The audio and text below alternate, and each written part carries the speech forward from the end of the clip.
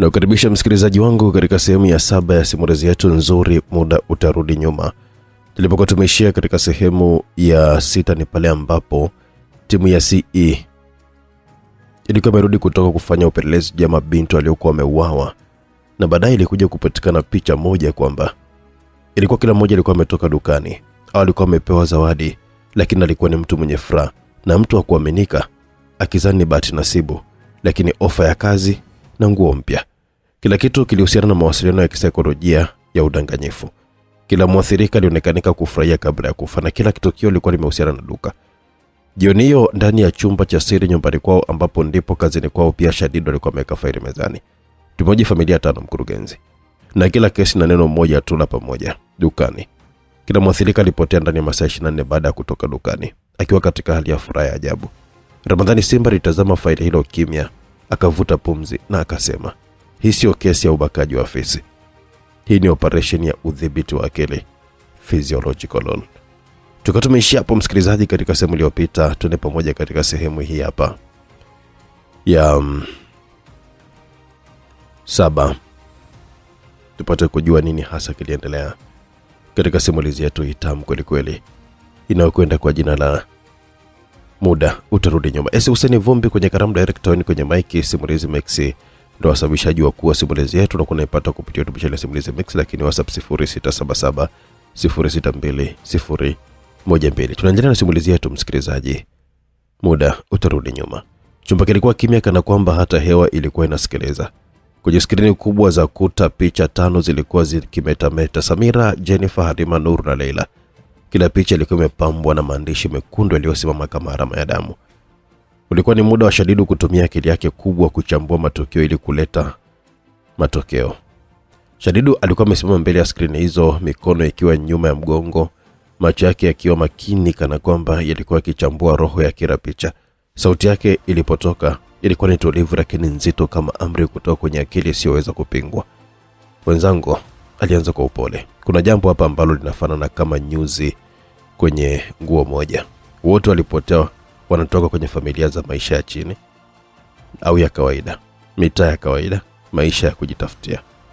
Alinua pointer yake ya reza akailenga picha ya Samira. Hawa watu wa maisha ya kawaida wana tabia moja kuu: wanarudia utaratibu wao wa kila siku, na sehemu ambayo hawawezi kukosa kwenda ni dukani. Tamimu aliyekuwa ameketi upande wa kushoto akainua uso wake taratibu. Unamaanisha maduka yale madogo ya mtaani, kama yale wanayoyaita kwa mangi? Shadidu alikuwa ametabasamu kwa upande mmoja, tabasamu la mtu mwenye majibu ya dunia nzima akilini mwake. Ndio, Tamimu. Yale maduka ndio nguzo za mitaa. Mitaa ya Sakara imejaa maduka kama hayo. Watu waamini huko ndiko salama, ndiko wanapata kila kitu: sabuni, sukari, mafuta na pedi pia. Aliweka nukta, akanyamaza, kisha akaendelea kwa sauti nzito kidogo. Kila mmoja wa hawa wasichana alionekana mara ya mwisho baada ya kutoka dukani akiwa na furaha isiyo kwa kawaida. Wengine waliambiwa kwamba walipokea zawadi, wengine walikuwa wamepigiwa simu na kuahidiwa bahati nasibu, wengine walipewa ofa ya kazi au nguo mpya, na wote walikuwa wametoka dukani. Rani ambaye alikuwa akichukua noti haraka alikuwa ameuliza, zawadi, bahati nasibu, nguo mpya, hizi zote zina uhusiano gani na dukani? Shadidu akageuka akaangalia wote kwa zamu, macho yake yalikuwa mazito kama macho ya mtaalamu wa profiling. Hizo ni bait techniques, njia za kumvuta mlengwa bila kutumia nguvu. Adui yetu sio kutumia mabavu kwenye kuteka, bali akili. Anajua ni rahisi kumnasa mtu wa kawaida kwa ahadi ya kitu kizuri kuliko kwa tishio. Zawadi humfanya mlengwa atoe taarifa zake kwa hiari. Bahati nasibu humfanya atumie namba yake ya simu. Ofa ya kazi humtoa nyumbani kwenda kwenye mtego. Nguo mpya humfanya akubali kukutana uso kwa uso na mtekaji. Na mara nyingi kila mawasiliano haya huanzia dukani. Alichukua tablet yake kama bonyeza skrini la amani ya mtaa wa Makore, Chikichini, Tanga Simba, Kisangi na Kasamvo ilionekana. Nukta nyekundu ziliwaka, kila nukta ikiwa na duka lilokuwa limetajwa na familia za wahanga. Kila mwathirika alipotea ndani ya masaa 24 baada ya kufanya muamala kwenye duka lililoko mita 100 kutoka nyumbani kwake. Kwenye kamera CCTV tulizozipata tuliona jambo moja la ajabu sana. Kila moja ya maduka haya yalikuwa na mtu mmoja anayerudi kila siku ile ile, muda ule ule, akiongea na muuzaji. Wauzaji nadhani wateja wa kawaida. lakini huyo mtu ndiye mtoaji wa taarifa. Huyo ndiye mtu wa kuaminika. Ila kuna baadhi ya maduka ni kama wauzaji walikuwa wanajua kinachoendelea. Tamimu alikuwa amepumua kwa nguvu akasema, kwa hiyo kuna mtandao mkubwa wa watu wanaochunguza tabia za mabinti wa mitaa? Shadida alikuwa ametikisa kichwa akasema, ndio. Na wanatumia mfumo wa kijamii wa kila siku kama kifaa cha ujasusi. Ukienda dukani mara 3, wanajua ni lini una pesa. Ukienda kununua pedi wanajua umeingia hedhi. Ukipewa ofa ya kazi wanajua umeaminika. Wakiweka zawadi wanajua utarudi tena. Huo ndio mtego wao wa kisaikolojia. Adui anaunda mfumo mawasiliano wa hatari ndani ya maisha ya kawaida. Unaonekanika kama biashara, lakini ni udukuzi wa kimwili. Yaksina akawa kama amepigwa butwaa hivi. Kwa hiyo hii sio tu uhalifu wa ubakaji, ni operation ya kijasusi yenye ushirikiano wa watu wa mitaani. Kabisa. Shadida alikuwa amejibu, sauti yake ikiwa thabiti. Naamini wana mfumo wa ndani unaoitwa Community Eye, mtandao wa watu wanaotoa taarifa ndogo ndogo kuhusu wanawake wa maeneo yao. Wengi wanapewa malipo kidogo au zawadi kwa kutoa majina au taarifa za mabinti wanaonekanika warembo au watifu. Kisha kameweka mikono yake mezani, akapiga kidole taratibu kwenye uso wa faili lilokuwa limeandikwa Project Dukani. Kuanzia leo tunaanza.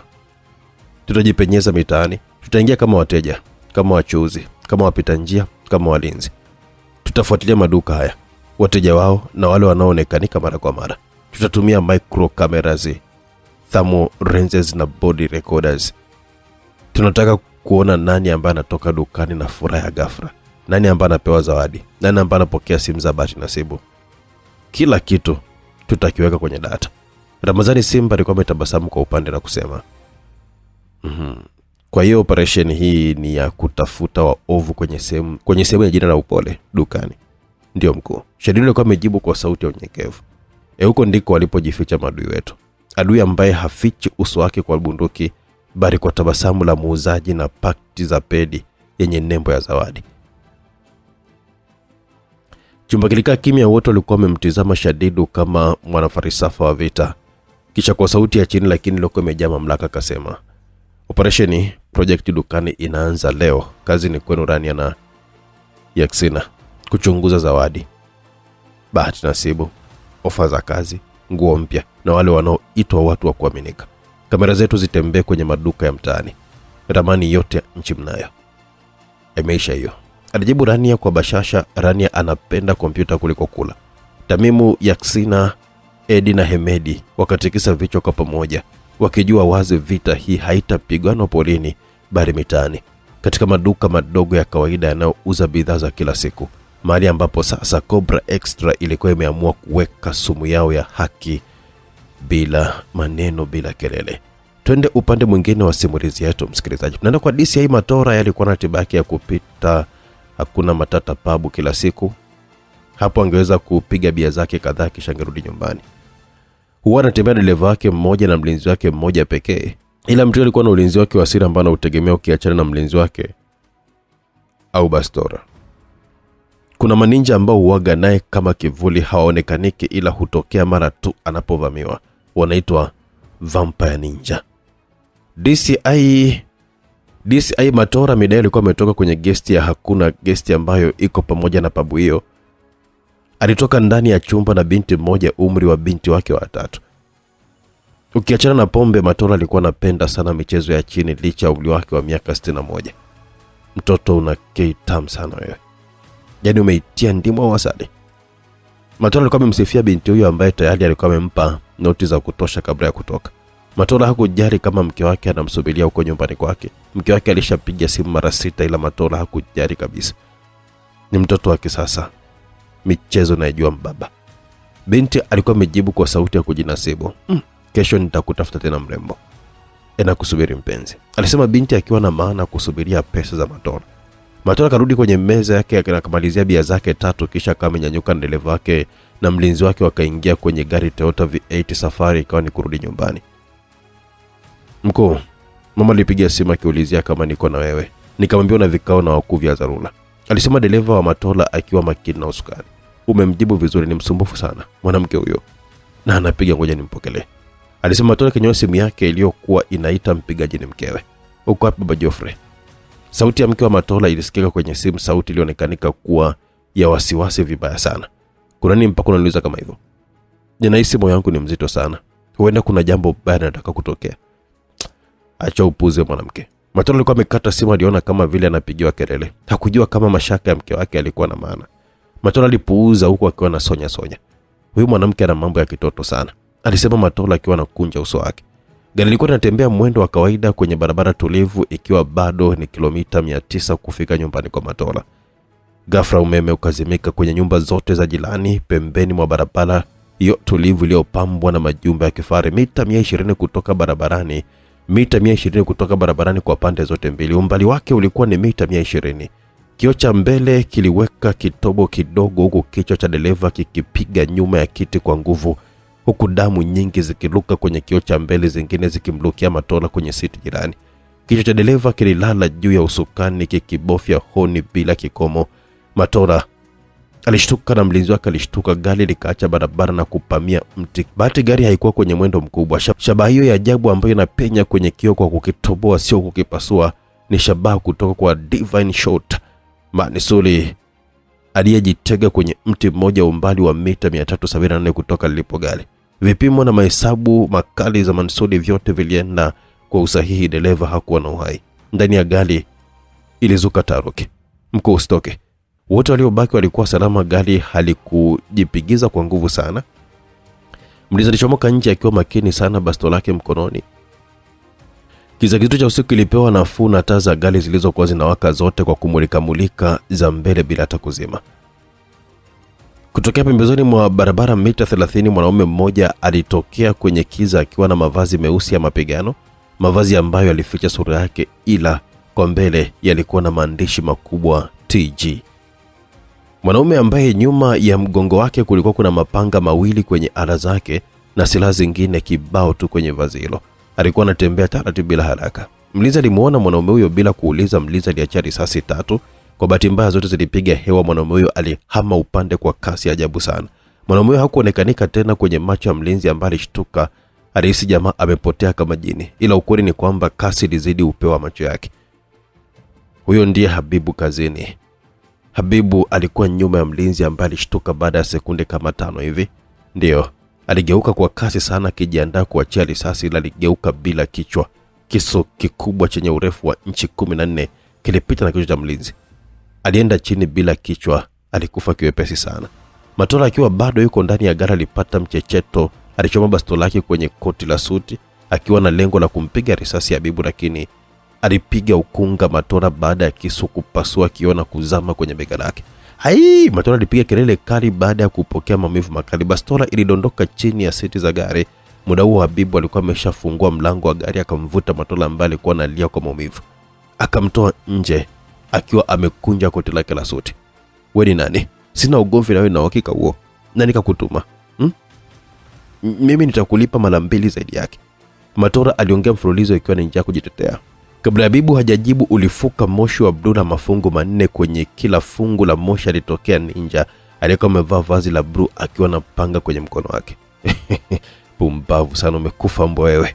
Unaleta ujinga hapa. Matola alikuwa ameongea kwa kejeli baada ya kuwaona maninja hao. Habibu kasi chomoa kisu kwenye bega la Matola kisha alikizamisha kwenye mbavu. Alimwachia aende huku Matola akipiga kelele. Ninja mmoja alimjia Habibu kwa kasi kubwa sana kiasi upepo ulivuma. Habibu alidunda kwa mguu mmoja kwenye gari kisha kama jigeuza hewani kama mwewe. Alipita na kichwa cha ninja huyo. Kipindi hicho kwa earphones za mawasiliano alikuwa amesikia manusuri akisema, "Vipi, nimalizane nao?" "Hapana, acha nicheze nao wao." Habibu alikuwa ametua katikati ya maninja watatu. Alianza kutua yeye kabla ya kichwa cha ninja aliyemchinja. Maninja hao nao walitambua balaa liko mbele yao. Maninja waliamua kumshambulia kwa pamoja, maana kitendo alichokifanya kwa sekunde 2 kiliwatisha. Wakaunganisha nguvu zao. Habalitulia alifumba macho yake kwanza, huku akiwa anachomoa panga lake la pili. Alihesabu hatua za maninja hao kwa hisia kali sana. Kwenye kasi mmoja alizidi kasi ya wenzake wote. Ilimaanisha kwa milisekondi 400 angemfikia. Mwingine kasi yake ingemfikia kwa milisekondi 600 na wa mwisho angemfikia kwa milisekondi 700.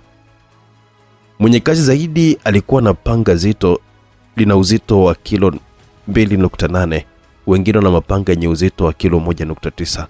Uzito wa mapanga aliutambua kwa jinsi mapanga alivyokuwa nakata upepo kipindi maninja wakiwa wanamjia. Uvumo wa upepo ukipishana na mapanga ulimpa majibu halisi ya uzito. Habibu aliyesikia mapigo ya moyo ya maninja wote aligundua wote wana hofu.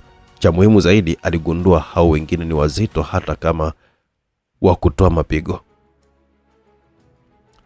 Hayo mahesabu yote yalipigwa ndani ya theluthi ya sekunde. Alipata majibu na jinsi gani atakavyomalizana nao watu kwa pamoja wote. Ni masuala madogo ajifunza kwa miaka 5 hayo. Alijitupia upande wa kushoto huku akiwa kainua panga zake kama mbawa za mwewe. Ni kama aliandika, kwa maana alirudi upande wa kulia kwa kujitupia kwa mtindo huo. Kisha kapita kwa kasi ya kimbunga kwenda mbele kwa mita 10. Kilichoonekana ni miili ya maninja ikiwa imepasuka vibaya kama kakabidhiwa mlevi hivi. Huyu Habibu ni jini au shetani? Kwani kafanya vipi pale? Yaani kapiga-pigaje pale? Manisoli alishangaa vibaya sana kutoka kwenye lindo lake. Sio Manisoli, hata Mulihati, Husna na Isu walikuwa wanamfuatilia kupitia kamera zao za kijasusi zilizokuwa zimetumwa maeneo ya kuchukua matukio hayo ya moja kwa moja. Walishangaa sana kuona tukio hilo. Amefanyaje pale? Akauliza Mulihati. Mungu wangu, Habibu anaua vibaya nyewe jamani, alisema Isu kwa mshangao wa juu. Hiyo inaitwa Ego Monster Steps. Kasi yake tuona baadaye tukiweka slow motion. Hiyo staili ni hatari. Hawawezi Nasuli walivuka viwango vya kawaida. Ni Nasuli wa nyota 5 pekee. Kuna huyu Habibu, Shadi na kadhali. Husna alitoa maelezo hayo. Isu na Mulihati walibaki kushangazwa na uwezo wa Habibu. Matola alikuwa jiwezi. Kisu alichoma kitaalamu sana, sio kama alikufa. Alikuwa hai ila alikuwa na maumivu makali sana. Habibu akamfikia na kuchutama mbele yake akimtizama usoni. Niache hai, tafadhali nitakulipa. Matola alikuwa ameongea kwa taabu sana. Unajali sana kuhusu malipo. Na ndio maana ukilipo unaweza kuacha familia za watu zinakufa tu. Majukumu yako ni kupeleleza makosa ya jinai na mengine kwa sababu ya kutetewa na nchi kwa kufuata sheria na kuhakikishia haki. Ila cha ajabu wewe uko upande wanaovunja sheria na kudhulumu haki. Samahani kijana, sijadhulumu haki, sijavunja sheria. Nina familia tafadhali. Matola aliomboleza akilia kama mtoto. Habibu akachomoa kisu kwenye mbavu za Matola na kumfanya apige kelele za maumivu. Kwa na akili timamu, sijaja hapa kwa bahati mbaya DCI. Kama familia yako inakuhitaji nawe pia unaihitaji. Usingekubali kuwa upande wa watu ambao wanaangamiza familia za wengine. Kama unajua umuhimu wa familia. Twende basi kwenye lililonileta hapa. Ni nani alikuwa na kazi ya kufunika kesi ya mzee Saddam miaka 7 iliyopita? Habibu alimuuliza Matola. Mzee ndio nani? Na wewe ni nani kwani? Una masuala gani na familia hiyo? Habibu hakutoa maelezo. Kisu kilikita kwenye goti la Matola. Alikizungusha kisu hicho kwa nguvu, kisha akawa ametenganisha goti. Yaani kipande cha mguu na paja vikatengana. Matola alipiga kelele kali sana. Ila bapa la kisu likapiga mdomo wake na kumfanya awe anagugumia tu maumivu. Matola alitambua yuko mbele ya mtoa roho. Cha msingi ni kumpa tu ushirikiano. Kazi nilipewa na Madilu. Mimi sikuwahi kuwaona wakuu wa kazi, ila nilikutana na Madilu mara zote. Ni mara chache sana nilikuwa nazungumza na watu wa ngazi za kupitia simu ya Madilu. Matola alikuwa ametoa maelezo huku akiwa analia kwa maumivu. Kazi ya kufunika kesi alikupa huyo Madilu? Ndio, alinipa Madilu kuanzia walipouawa familia ya Jumanne Simba, ile ya mke mkubwa na mke mdogo, familia ya Sadamu, familia ya Pondi na familia. Hizo pekee ndizo ambazo nilizokuwa nimefuatilia kwa ukaribu. Ila kesi za familia zingine alikuwa anazizima IGP Kigwasu. Hebu niambie kwanza kuhusu Madilu. Sijui historia yake, ni mtu wa karibu na hayo masuala. Anaishi kwa kivuli cha mshona viatu mitaa ya Lambama. Anajulikana kama Diru. Mzee maarufu sana. Anashona viatu pa Lambama stand tu. Ila kimsingi yeye ndiye ananilipa mimi na watu wengine wengi sana. Nyumba yake ipo mitaa mbele ya Lambama, wanaita Kimvulini. Nyumba nambari 114 ya kawaida sana. Anazuga kama anaishi hapo. Kando yake nyumba hiyo kuna nyumba 115 ya kifahari na ndio anaoishi sasa. Ila ni kwa asili watu hawajui. Na huko ndipo kwenye uhalisia wake wa Madilu na sio mzee Dilu. Ana watu zaidi yako? Sijajua kwa sababu hawa watu wanafanya mambo yao kwa siri sana. Okay, vipi kuhusu IGP?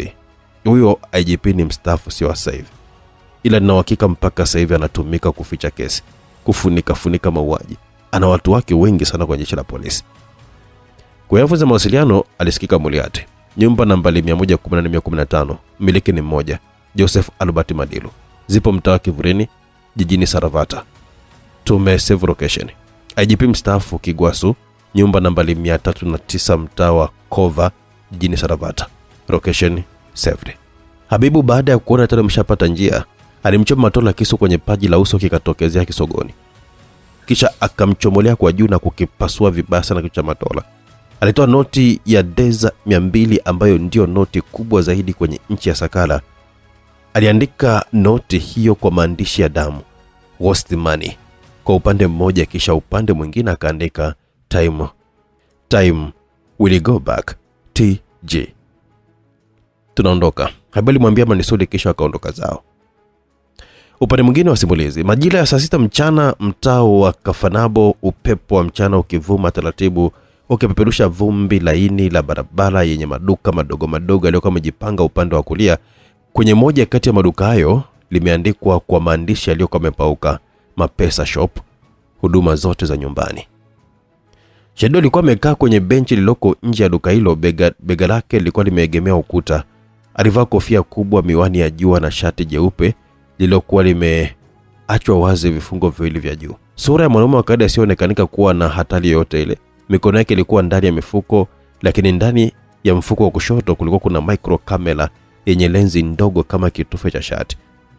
Sauti yake ya siri ilikuwa inasikika kwenye kipaza sauti ndani ya sikio lake la kulia. Rania kwenye radio. Shadidu video feed iko wazi, kamera zetu za anga zina kuchukua vizuri. Tunaona duka lote. Endelea kama kawaida. Yaskina akaongea, motion tracking iko safi.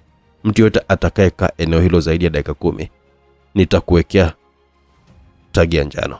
Shadidu alikuwa ameonekanika kuwa anapumzika tu, lakini akili yake ilikuwa ikichunguza kila kitu.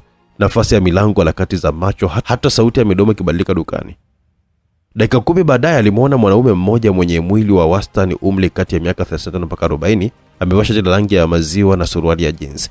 Mwanaume huyo alikuwa amekaa nje ya duka anasikiliza muziki kwa earphone, lakini macho yake yalikuwa hayajapotea hata sekunde moja kutoka kwa kila binti anayepita. Shadidu alikuwa amemshuhudia binti mmoja labda miaka 18 hadi 19 hivi, akiwa amefika dukani, mfuko mdogo mkononi, sura yake safi na mwendo wa heshima. Alinunua pedi na karatasi za tishu. Alipokuwa akitoa pesa, mwanaume yule akajitokeza kwa tabasamu laini, akamwambia kwa sauti ya kirafiki, "Acha nikulipie dadangu. Leo ni siku yangu ya upendo." Binti akawa amecheka kwa haya, akakataa kidogo, lakini yule mwanaume akasisitiza. Baada ya kulipia, akamnunulia pia pochi ya simu na juisi ya Deva. "Kwa ajili yako na familia nyumbani," akasema kwa upole. "Kwa nini unanifanyia yote wakati wewe hata unijui?" Binti akamuuliza kwa sauti yenye tabasamu. "Kiukweli nimevutiwa sana na wewe. Nisiwe muongo, msema ukweli ni mpenzi wa Mungu." Mwanaume alisema kwa sauti nzito ya bembelezo. "Kwa kuniona hapa hapa?" "Yes, kwani unatumia muda gani kutambua kama wingu nyingi jeusi ni dalili ya mvua?" Akauliza mwanaume kama utani hivi na kumfanya binti acheke kidogo. Kama utojali, baada ya saa 3 usiku nipe muda wako maeneo ya Mikoroshini Brew Paradise Pub." "Lakini mimi niko siku hatari." Lakini mwanaume akamnyatia kisaikolojia, akajifanya mpole mwenye heshima na akasema, "Sio vibaya. Sitaki zaidi ya company. Wakati mwingine mtu anahitaji mazungumzo tu. Ili tujuane zaidi. Shida yangu sio mwili wako, niweke ujumla." Mwanaume akamkabidhi pesa ndogo Deza 200, nyingi kwa msichana wa kawaida. Wakabadilishana namba. "Unaitwa nani?" "Naitwa Samira." Shadidu akabaki kama itulia tu, lakini sauti yake ilikuwa imesikika taratibu ndani ya kipaza sauti. "Rania. Yaskina. Lock that face." Engo ya CCTV ya duka. Upande wa kushoto, mwanaume wa shati la maziwa. Location ya Brew Paradise, Mikoroshini, saa 3 usiku. "Rania. Face locked. Tracking active." Yaskina kajibu, "Coordinates recorded. Feed stabilized." Shadidu alitabasamu kidogo, alikuwa amepata kiungo cha kwanza cha mtego. Twende Kinyu katika duka la Mashaka. Wakati huo wote Mimu alikuwa umbali wa kilomita 3 kutoka hapo, mitaa ya Kinyu. Duka la Mashaka store lilikuwa limepambwa kwa mabango ya bahati nasibu na matangazo ya bidhaa za wanawake. Tamimu alikuwa amevalia suruali ya jinsi ya kuchoka na fulana nyeupe ya sura ya mtu wa kazi kwa kawaida tu. Alikuwa amejificha nyuma ya kibanda cha miwa. Kamera yake ndogo ilikuwa imewekwa kwenye simu ya mkononi. Ndani ya duka binti mmoja alifika akitaka kununua pedi aina ya Benty Comfort. Muuza duka, mwanaume mwenye umbo dogo, uso wenye tabasamu la ujanja, akamwambia kwa sauti yenye msisimuko, "Hongera sana dada. Leo ni bahati yako. Kampuni ya Benty Comfort inatoa zawadi kwa wateja waliochaguliwa. Wewe umeshinda deza 5,000. Binti akashangaa kwa furaha, akaanza kucheka. Muuza duka akatoa noti 2 akamkabidhi. "Lakini sio zote hapa." Akaongeza kwa sauti ya siri, "Usiku saa 3 njoo Mikorosheni, upande wa pili wa pub ya Blue Paradise. Kuna mawakala wa kampuni watakupa pesa zote. Usimwambie mtu, inapaswa kuwa ni siri ya washindi pekee." Binti akashukuru akasema, "Sawa, nitakuja. Nipe namba zako na jina lako." "Naitwa Zawadi Maresh." Binti akawa ametoa namba na jina. Zawadi Maresh alikuwa kwenye vazi la abaya lenye rangi ya damu ya maruni. Alikuwa ni mrembo sana, ni chotala mwenye asili ya Kibua na Kiarabu. Tamimu akavuta pumzi, akasema kwenye kipaza sauti, "Shadidu, tunayopata ni ile ile. Location ni Mikorosheni, saa 3 usiku. Muuza duka anatumia jina la kampuni ya pedi kama kisingizio cha bait." Shadidu kwenye redio akasema, "Copy that. Inaonekana Blue Paradise ndio kituo cha ushawishi. Endelea na surveillance. Usijifanye unamjua. Ila jamaa huyu demu ni mzuri so poa," akasema Tamimu. "Acha mwana afanye kazi," alisema Shadidu, na wakaishia kucheka tu. "Twende Chikondo, duka la Lema." Hemedi akiwa mtaa wa Chikondo, katika duka la nguo liloko kwenye kona ya barabara, duka la Lema Fashion, alijifanya mteja akibrowse mashati, lakini macho yake yalikuwa yanafuatilia binti mdogo ambaye alikuwa anajaribu gauni lake refu jeupe. Muuzaji, mwanamke mwenye umri wa makamo, akamwambia binti kwa furaha, "Umependeza sana. Kusema ukweli, hili gauni linakufaa. Bosi wangu alisema akiona mtu linayemfaa hivi tumpe kama ofa. Tumeanzisha kampeni ya mrembo wa wiki. Umepata gauni bure na tunataka uje usiku tupige picha ya kampeni yetu." Binti akashangaa, akacheka kwa haya. "Usiku wa saa ngapi na wapi?" akauliza. "Pale Mikorosheni Blue Paradise pub, saa 3. Ndipo wanapiga picha zote. Usiogope, ni matangazo tu ya mavazi mapya ya Lema." "Sawa, naitwa Jennifer." Binti alimpa mwanamke huyo namba na jina lake. Hemedi akavuta simu yake polepole, akarekodi mazungumzo yote kwa audio mic iliyokuwa kwenye kiganja chake. "Copy, pattern confirmed," akasema kwa sauti ya chini. "Gauni bure, miadi ya usiku, eneo lile lile." Twende mitaa Tandaru, msikilizaji, duka la Mwanga. Edi alikuwa upande wa Tandaru, duka la vifaa vya nyumbani lilokuwa limefungwa taa kali za fluorescent. Ndani yake alimuona binti wa miaka 22 akizungumza na kijana mwenye kofia nyeusi. Binti alikuwa akitafuta sabuni na sanitary pads. "Unatafuta kazi? Kuna kampuni ya Star Distribution wanataka wahudumu wapya. Umbo lako na nidhamu yako vinafaa. Hebu nipe namba yako nikutengenezee nafasi. Kuna interview fupi leo usiku Mikorosheni." Binti akauliza kwa mashaka, "Usiku Mikorosheni?" "Ndio, ni ofisi ya tawi lao dogo. Wanafanya usajili usiku kwa sababu ratiba ya meneja kutoka nje ya nchi. Ukifika saa 3 kamili utanikuta pale Blue Paradise pub." "Oh sawa, naitwa Mwajuma." Binti alimpa namba za simu na jina lake. Edi akainua kamera ndogo, akapiga picha 3 mfululizo kisha akatuma kwa Rania.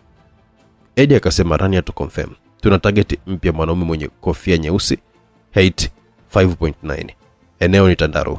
Anatumia kisingizio cha kazi, destination ni Blue Paradise." Rania akajibu, "Copy that, Edi." Wote wanne wametumia eneo moja. Saa 1, mbinu tofauti. Zawadi, bahati nasibu, nguo na ofa ya kazi. Saa zilipofika 2:30, ripoti ya Shadidu, Tamimu, Hemedi na Edi zilianza kuunganishwa moja kwa moja kwenye skrini kuu ya CE headquarters.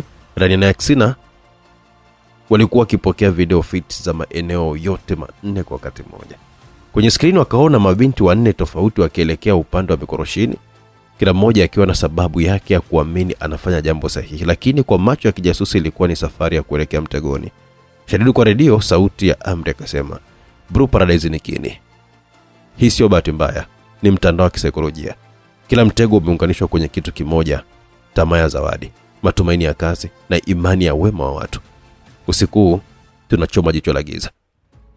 Tamimu akajibu, "Copy that, Captain." Hemedi akajibu, "Ready for pursuit." Edi akasema, "Feed on standby." Rania akasema, "All cameras active. Yaksin akasema thermosensors locked. Twende upande mwingine wa simulizi yetu msikilizaji. Habibu baada ya kurudi kutoka kwenye kazi nzito japo sio sana ila ilimpa mwanga kwa kiasi chake, akajitazama, mawazo yake alienda mbali sana. Alianza kukumbuka familia yake. Richa kama tayari amempata Adia ila alikumbuka sana mama yake ambaye kimsingi sio mama yake mzazi ila alimpa mapenzi yote kama mama mzazi. Habibu alimkumbuka mzee Sadamu ambaye sio babake mzazi ila alimpa mapenzi yote kama baba mzazi. Habibu alikumbuka mara nyingi alizokutana na mzee Jumanne Simba na kufurahi naye sana bila kujua kwamba ni babake mzazi, japo alikuwa anamuita baba mara zote. Habibu alikumbuka siku moja ambayo mzee Jumanne Simba alikuwa anampa kwamba kimkosea mtu hakikisha kwamba anamuomba radhi kwa sababu muda uaga unarudi nyuma na kulipa kisasi mara mbili. Sauti ya babake mzee Jumanne Simba ikamjia taratibu kichwani, ile sauti tulivu nzito yenye busara ya fikra zikawa zimeruka na kuwa kama vile anamuona. Habibu mwanangu, kosa ni kivuli cha mtu. Hakuna aliye ambaye hajakosea, lakini tatizo sio kosa. Tatizo ni kiburi cha kutokurekebisha. Ukimkosea mtu siache siku ipite bila kumwomba radhi kwa sababu mwanangu, muda una tabia kurudi nyuma. Ukikimbia kosa leo, kesho muda utakurudisha pale pale. Ila safari utalipa mara mbili. Lakini baba, vipi kama mtu aliyekosewa hakusamehe hata baada ya kuomba msamaha? Hapo ndipo mtihani wa nafsi unapokaa. Usisamehe kwa sababu unataka kusamehewa. Samehe kwa sababu moyo wako unahitaji amani. Usipoomba radhi, hata ukimbie, muda utakuja kukutafuta. Na muda hauna huruma. Ukiukosea unakulipiza kwa kiwango cha roho na sio cha mwili. Habibu alikuwa anahisi kama dunia imesimama. Kwa sekunde chache aliona sura babake kwenye fikra zake, akiwa amevaa koti lake jeupe la zamani, kisha akaona jinsi alivyokuwa akicheka kwa upole kila alipokuwa anamaliza kumpa nasaha nzito. Habibu, kumbuka maneno haya. Mtu akikuumiza usikimbilie kisasi. Wakati mwingine kisasi sio risasi, ni muda. Wenye hekima hawachomi, wanangoja. Na muda mwanangu ukirudi nyuma, hukomesha kila uovu uliokuwa umejificha kwenye kivuli cha leo. Ila mtu akiangamiza matumaini yako na furaha yako kwa makusudi, tulia, subiri muda unarudi nyuma na wewe kisha lipa kisasi bila huruma. Habibu machoni pake kulikuwa kuna machozi yaliyokuwa yanameta kwenye mwanga hafifu wa taa. Akavuta pumzi ndefu akasema kwa sauti ya ndani, baba, ulikuwa sahihi. Muda kweli umerejea na sasa ni zamu ya muda kulipa yale yote yaliyopandwa kwa maumivu. Alizama kwenye mawazo kiasi hakusikia mlango ukifunguliwa wala hatua za kunyata za Isu ndani ya chumba chake. Ila Habibu alikuja kushtuka mikono ya Isu ikigusa kifua chake. Ilipita mgongoni na chini ya makwapa kutokea kwa nyuma. Maziwa Isu yaligusa, alisimama kama embe bolibo yalikuwa hapo kwenye bilauzi nyepesi, yaligusa mgongoni mwa Habibu. Habibu alishtuka kidogo ila alipata msisimuko. Aligeuza kichwa na akaiona sura nzuri sana ya mrembo Isu iliyokuwa na jicho regevu la huba. Anataka nini wewe binti jamani chumbani kwa wanaume usiku? Haya, ngoja tuangalie bwana. Habibu alimgeukia Isu alimkumbatia na kuifunga sura yake kwenye kifua cha Habibu. Habibu alikuwa ameshangaa kidogo ila hata angelikuwa kipofu lazima angeweza kuelewa anachomaanisha Isu. Kwa mrembo kama huyo hata Habibu mwenyewe alijionea haraha kabisa kwa mbali. Vipi Isu? Habibu akamuuliza kwa sauti nzito yenye utulivu. Nakupenda. Alijibu Isu akiwa kaficha uso wake kwenye kifua cha Habibu, sauti tamu sana yenye kuvuta hisia. Umenipenda lini? Tumeonana jana tu. Tokea ni hadithiwa habari zako na baba. Tokea bali ulivyokuwa umeonyesha picha zako ukiwa na umri wa miaka 10. Unapenda mtu kwa kuhadithiwa na picha za utotoni? Habibu alikuwa ameuliza kama hataki hivi, la muda huo mikono yake ilikuwa imetoa kwenye kiuno cha Isu. Tokea kipindi cha utotoni baba alikuwa kuzungumzia akija nyumbani. Alikuwa ananitania kwamba ni mke wa Habibu. Nilianza kukupenda tokea kipindi hicho, japo sijakuona, ila sasa nimekuja mwenyewe. Murihati asijakuwahi. Kwa hiyo hicho ndicho unachofia? Ndio. Je, kama sijakupenda? Isu alinyosha wake na kumtazama Habibu kwa macho tulivu kisha akazungumza. Mimi sidhani kama unipende. Macho yanaonyesha upendo.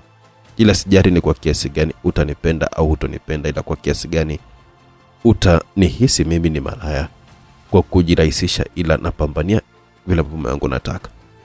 Sauti yenye hisia kali kapenya kwenye ngoma za masikio ya Habibu. Mbona umewaza mbali? Kwani kuna sehemu nimesema neno malaya au kujirahisisha? Habibu alimuuliza Isu ambaye alirudisha uso wake na kuficha kwenye kifua kwa aibu. Ndio unavyowaza japo hujasema, ila mimi nakupenda. Alisema Isu kwa sauti ya kudeka kwa kisikia msisimuko kutokana na mpapaso wa mikono ya Habibu kwenye kiuno chake. Niambie huku unanitazama usoni. Habibu akamwambia Isu. Isu alinyanyua uso wake, ila kabla hajatia neno lolote lile alikumbana na midomo ya Habibu kwenye midomo yake. Walianza kunyonyana ndimi kana kwamba kila mmoja alikuwa anataka kumeza ulimi wa mwenzake. Dakika 5 mbele, blausi nyepesi ya Isu ilikuwa chini. Mchezo ukawa Habibu kunyonya chuchu za Isu kama vile zilipakwa asali. Habibu alimnyonya Isu chuchu kwa utundu mkubwa uliomfanya Isu atetemeke. Ni miguno ya Isu ndio ilikuwa inasikika chumbani humo. Kipindi hicho Isu naye kwa sikilizeni. Targets wote 4 washaingiana na mikorosheni. Samila yuko upande wa kaskazini mwa pabu. Zuadi yuko kando ya duka la Mary Surprise. Jennifer yuko upande wa uwanja wa magari. Mwajuma yupo karibu na kibanda cha vocha. Vizuri Rania. Endelea kutupa coordinates zao kila sekunde 30.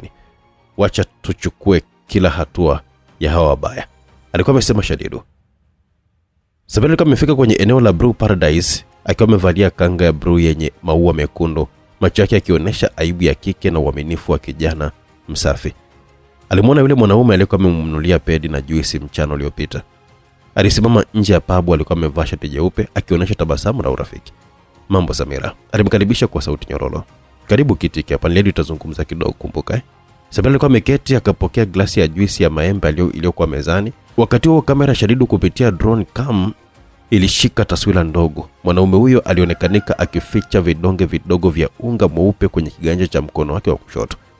Shadidu caution, kionjo kinawekewa chloroform microdose. Ina athiri ndani ya dakika 2. Alisema Rania kwenye mawasiliano. Samira akanywa, macho yake akaanza kupoteza mwelekeo baada ya dakika 2 tu. Alijaribu kutabasamu lakini ghafla kichwa chake kiliangukia kwenye meza kwa nguvu ndogo. Wanaume wawili waliokuwa pembeni wakajitokeza kana kwamba walikuwa marafiki zake. Wakamshika na kumpeleka pembeni ya barabara. Gari jeusi Toyota Vauxhall lilikuwa limeegeshwa tayari. Mlango kafunguliwa kwa taratibu, wakamuingiza ndani. Wakati huo mita 300 kutoka pale Zuadi Mareshi alikuwa amefika na furaha moyoni. Alikuwa amevaa abaya la pinki ambalo lilikuwa na zipu kwa mbele kutoka kifuani mpaka chini. Mtandio mweupe kichwani na vindala vya kike vizuri vyeupe pia na kipochi chake cheupe.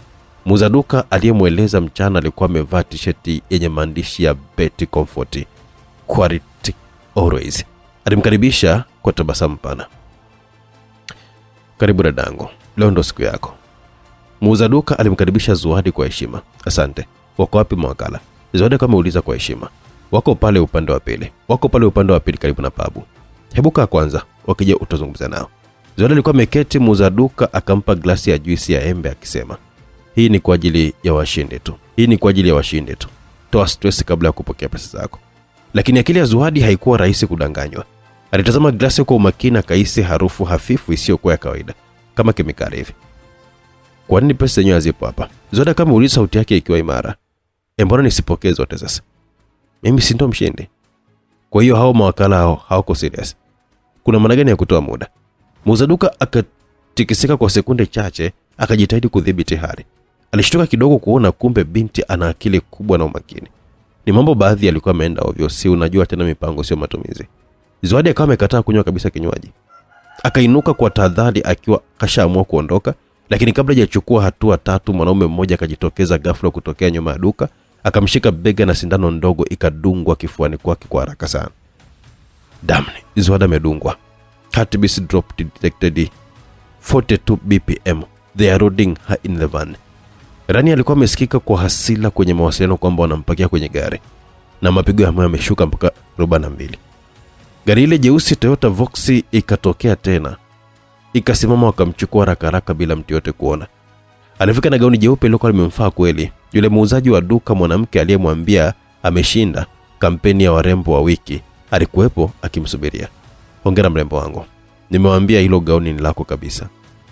Hata bosi akiona picha zako ataongeza zawadi. Jennifer alitabasamu akafurahia maneno hayo, lakini ndani yake hakuhisi amani. Akainua macho yake akatazama mwanga wa taa za pabu zikionekanika zinamurika na kuwaka kama kuna kitu kinachezewa hivi. Tunapiga picha wapi? Akauliza. Pale ndani ya pabu, upande wa nyuma. Muuzaji akawa amesema kwa kimpa soda baridi. Kunywa kwanza kabla hujaanza. Jennifer akanywa kidogo. Raza ilikuwa ni tofauti. Alijaribu kusema lakini ulimi wake ukawa mzito, macho yakaanza kupoteza nguvu. Wanaume wale walikuwa kwa nyuma ya pub wakamchukua kimya kimya wakampeleka kwenye Toyota Vox iliyokuwa ikisubiri. Mwajuma alikuwa ni binti wa miaka 22 mwenye ndoto nyingi kichwani. Alifikiri hiyo ilikuwa nafasi ya maisha yake. Kazi kwenye kampuni ya Star Distribution. Alipofika mikoroshini, alimwona kijana yule aliyekuwa amemwambia mchana yuko pale akiwa na basha mkononi. Karibu Mwajuma, alisema kwa upole. Hapa ndipo ofisi ndogo ya kampuni. Huu ni usaili wa haraka. Meneja yuko ndani. Alimpa juisi ya karoti akisema ni ya kuondoa wasiwasi kabla ya mahojiano. Mwajuma akainywa bila mashaka. Dakika chache baadaye macho yake yakaanza kufumba, mwili ukawa mzito. Kabla hajaanguka, kijana huyo akamemdaka kwa haraka, akamshika na watu wawili waliokuwa wamevaa makoti meusi wakamchukua na kumuingiza kwenye gari lile Toyota Vox nyeusi. Confirm. All 4 targets neutralized and loaded. Vehicle plate number 8893-SK. Vox in movement heading northeast, speed 43 km/h. Ndani kama ametoa maelekezo ya kipelelezi. Alichokuwa ameongea ni kwamba imethibitishwa walengwa wote wameshazimishwa na kupakiwa kwenye gari. Namba ya gari akaitaja na gari liko kwenye mwendo kuelekea kaskazini mashariki kwa mwendo kasi wa kilomita 43 kwa saa. Alitoa maelekezo ya kipelelezi. Eddie, fuata nyuma kwa umbali wa mita 400. Tamimu, activate night vision mode. Hemedi, check sound frequency. Tutambue kama kuna magari mengine yanayowafuata, alisema Shadidu.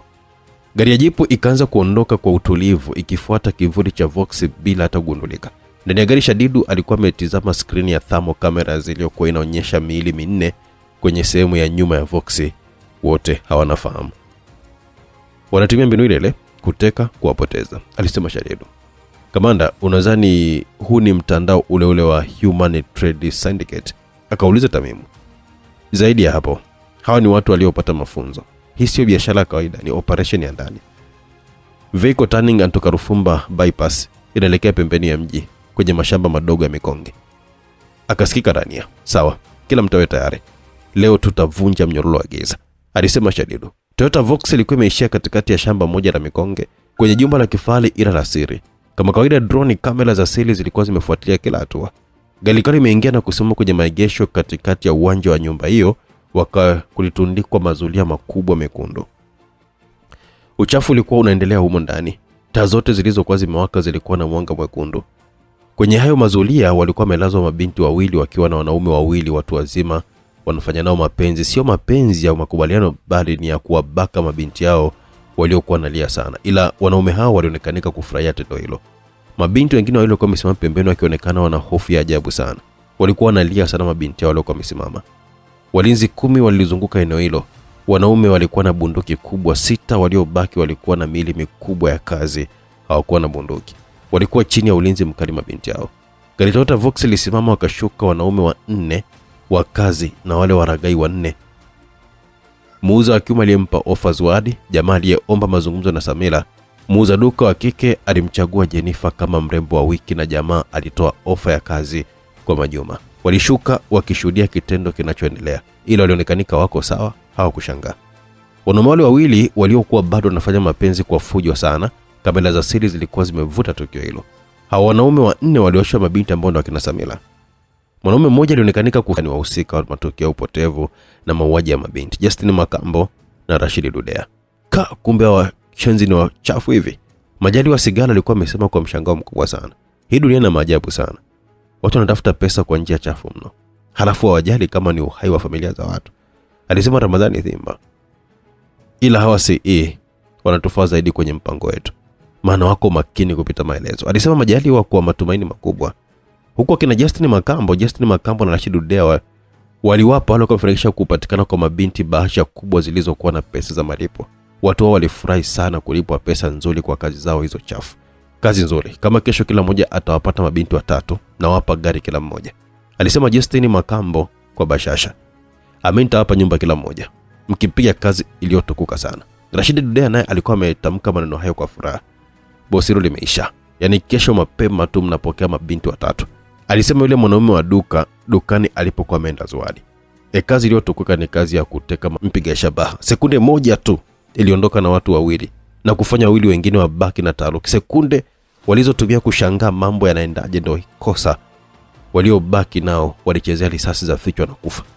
Kati ya wale wanaume 4, watekaji 2 walikuwa na bastola walichomoa, ila hawakuwa na bahati. Ilikuwa ni ahadi ya devil shooter, mlenga shabaha shetani. Wale waliosababisha utekaji walikuwa wameanza kukimbia, ila hawakufika getini. Kila mmoja alivunjwa mguu na risasi kubwa ya devil shooter. Vikasikika vilioto, mama nakufa. Wote 4 walilazwa chini, miguu ikivuja damu.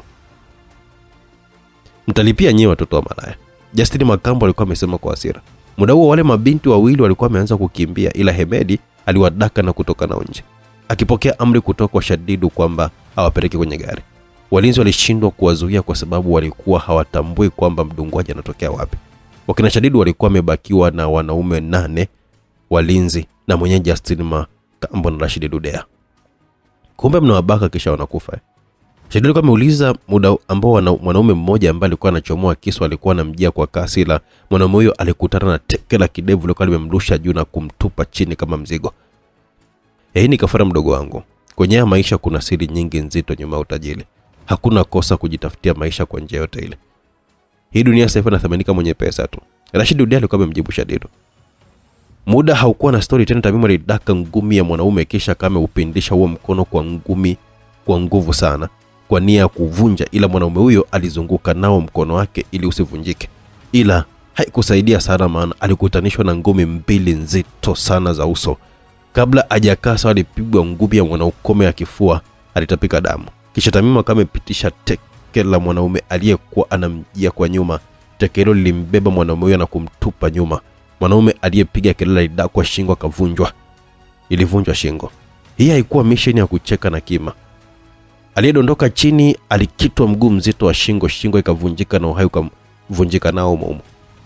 Kwa Eddie alikumbana na mateke ya mfululizo kutoka wanaume 2 waliokuwa wanamchangia. Alijikuta yuko chini Eddie. Kuna yaani mbwa mnichukulia poa sio? Alisema Eddie kwa asila huko akiwa ananyanyuka. Aliwafuata kwa kasi akarusha ngumi za mfululizo, ila alijikuta akiwa anarudishwa nyuma akiwa kashika pua yake ambayo ilikuwa inamwaga damu kama vile bomba. Eddie anakufa. Ilisikika sauti ya Rania kwenye mawasiliano. Mwache apambane, mbona kutia mademo anaweza? Alijibu Yaksina. Muda huo wanaume wale walikuwa wanamfuata tena Eddie, ila mmoja alishika shingo, kisu kilizama kwenye shingo yake kwa kasi ya ajabu. Mwingine alishtuka, mwanaume mmoja yuko hewani na mguu mzito ukatua kwenye kichwa chake. Baada mwanaume huyo kutua chini, alichoma visu vya haraka vya mbavu na kumwacha anaenda chini kama mzigo. Huyo sasa alikuwa ni mwanaume wa kazi Hemedi na sio Eddie mzembe. Wanaume 2 walikuwa wanamjia Shadidu, mmoja akiwa mbele mwingine nyuma. Hawakuwa na bahati hata kidogo. Wa mbele alipishana na Shadidu kwa kasi ya upepo akabaka meganda tu, wa nyuma naye alipitiwa na Shadidu akabaka meganda kama mwenzie. Shadidu alipiga ngumi nzito za mahesabu kwenye vifua vya wanaume hao, ngumi ambazo zilipasua mioyo na kuwafanya wafe papo hapo. Walienda chini kama magunia ya pumba. Muda wote alikuwa anamvunja shingo mwanaume mmoja na Hemedi naye alikuwa anamnyonga mwanaume mwingine. Justin Makambo na Rashid Dudea hawakuogopa, ila walipatwa na hasira kali sana. Na ghafla miili yao ilikuwa imeanza kuwa mikubwa na iliyokomaa kwa misuli mingi sana kama bouncer. Ngozi zilibadilika na kuwa kama ngozi za fisi. Hata miguu yao ambayo ilikuwa peku ilitoa makucha kama kucha za fisi, na mikononi kucha za fisi. Midomo ilikuwa na meno makubwa kama ya fisi. What? Hii inawezekana vipi? Majaliwa Sigara na Ramadhani Simba walishangaa. What? Rania alijikuta akiwa anashangaa kwa matusi, akisahau kabisa kama yuko na wakuu zake wa kazi. Yaksina alipikicha macho yake kwanza ili kuona kama anaota ama ni kweli. Dunia ya kawaida au ni ndoto? Yaksina alikuwa amejiuliza huku akiwa anasikika kwenye mawasiliano. Shadidu moyo ulimpiga kwa kasi. Ni kweli jasiri sana, ila hii ya leo ni kazi. Tamimu alijisogeza alipokuwa Shadidu kwa kijaribu kuwapigia hesabu wanaume hao ambao wamekuwa fisi watu. Hii ndo maana ya DNA kuleta majibu ya fisi, alisema Shadidu akiwa na hofu ya wazi. Justin Makambo na Rashid Dudea walipiga kelele kali sana kama fisi. Eddie alitaka kukimbia, ila Hemedi akamdaka. Wewe mpuzi, hii ndio sehemu ya kufanya kazi inayokupa mshahara mnono, acha ujinga wewe. Wewe mbona mademu hata 3 unawala tu kwa pamoja? Pambana leo, hakuna kukimbia. Hemedi alimwambia Eddie. Wewe unajua wale ni majini Juliet. Ni majini wakatakamba wale. Ni majini makata, alisema Eddie akanatemeka. Sikia, kama nataka leo ndio siku ya kuwakata shingo zao. Sikia, kama ni makata leo, ndio siku ya kuwakata mashingo yao. Hebedo alikuwa mueleza Edi. Muda Justin Makambo aliwaendea kwa kasi Tamimu na Shadidu. Alimkumba Tamimu kwa akiwa na msukuma Shadidu kama vile anasukuma mtoto. Shadidu ni kama alikuwa ameguswa tu, ila msukumo ulimrusha umbali kiasi ilimbidi akajipigize vibaya ukutani, ila Shadidu alizunguka na kutanguliza mguu kwenye ukuta. Kisha akadunda na kutua chini kwa kusimama. Ila miguu ilimuuma, maana alirushwa kwa nguvu sana hadi ukuta ulitetemeka. Tamimu aliangushwa chini. Alianza kupigwa ngumi nzito ambazo alizikinga kwa mikono, ila mikono ni kama ilikuwa inavunjika, maana ngumi ni nzito sana. Shadidu hakujali maumivu ya miguu, alikimbia na kujizungusha hewani akapanga kumpiga mateke ya miguu yote miwili Justin, ila Shadidu alidakwa shingo. Baada ya Justin kumuacha kwanza Tamimu, na Tamimu hakuvuta pumzi, alinyanyuka na kumpiga Justin ngumi nzito ambavu ili amwachie Shadidu. Ila nguvu zile alikuwa ni kama vile anapiga gunia la mahindi ya umti. Muda huo Rashidi alishamkamata Hemedi na kumpigiza ukutani, huku Edi akiwa hoi baada ya kukitwa ngumi nzito ya kifua na kukoa damu. Muda huo Justin kwa mkono mmoja alimkaba Shadidu na kumning'iniza juu, mkono wake mwingine akidaka shingo ya Tamimu na kumning'iniza juu. Mkono wake mwingine alidaka shingo ya Tamimu aliyekuwa anahangaika kumpiga ngumi. Devo Shooter hakuwa mbali na matukio. Aliweka kichwa cha Justin Makambo kwenye shabaha, ila kwa kasi sio kwa kawaida. Rashidi aliokota jiwe kubwa sana ambalo linawaka kama ulembo, limekaa kama mwanga fulani hivi. Alirusha jabari hilo ambalo lilipita mbele ya risasi na kwenda kuishia kwenye tawi alilokuwepo Yaksina. Jabari limpata kwenye bega na kuvunja kabisa tawi lenyewe, na Yaksina kaenda chini. Kile Yaksina kama imesikia kwenye mawasiliano. Hakuna aliyeona tukio, japo waliona alichokuwa kifanya Rashidi, ila hawakuona yaliyomkuta Yaksina. Vipi yake? Akauliza Tania. Hawa watu sio wa kawaida. Wamejua nilipojificha. Karusha jiwe lenye uzito wa kilo zaidi ya 100 kwa umbali wa mita 478. Limefika na limeua shabaha. Ina maana risasi limefika na limeua shabaha. Ina maana kwamba risasi imepiga kwenye jiwe na bado jiwe halijapunguzwa kasi. Mikono ina nguvu kiasi gani? Alisema Yaksina. Uko salama lakini? Akauliza Tania. Jiwe limenipiga bega na niko sawa. Justin Makambo hakuachia Tamimu na Shadidu ambao walibaki wana papatika bila msaada, maana wenzao ndio walikuwa wako hoi kuliko hata wao. Nguvu zilianza kuwaisha Tamimu na Shadidu ambao walijaribu kutumia mbinu ya kubana pumzi, ila mikono ya Justin ilikuwa ni kama mikono ya chuma hivi.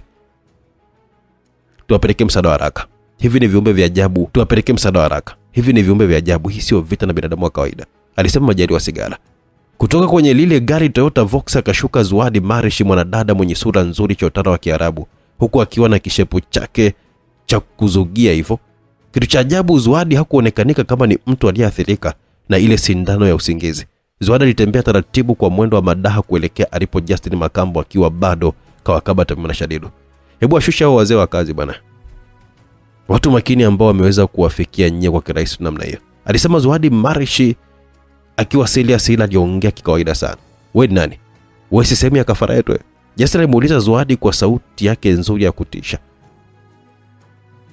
I think I'm not part of your kafara, labda ni sehemu ya ufala wenu, alisema Zuo kwa akiwa na zawadi ya madole ya kati Justin na Rashidi.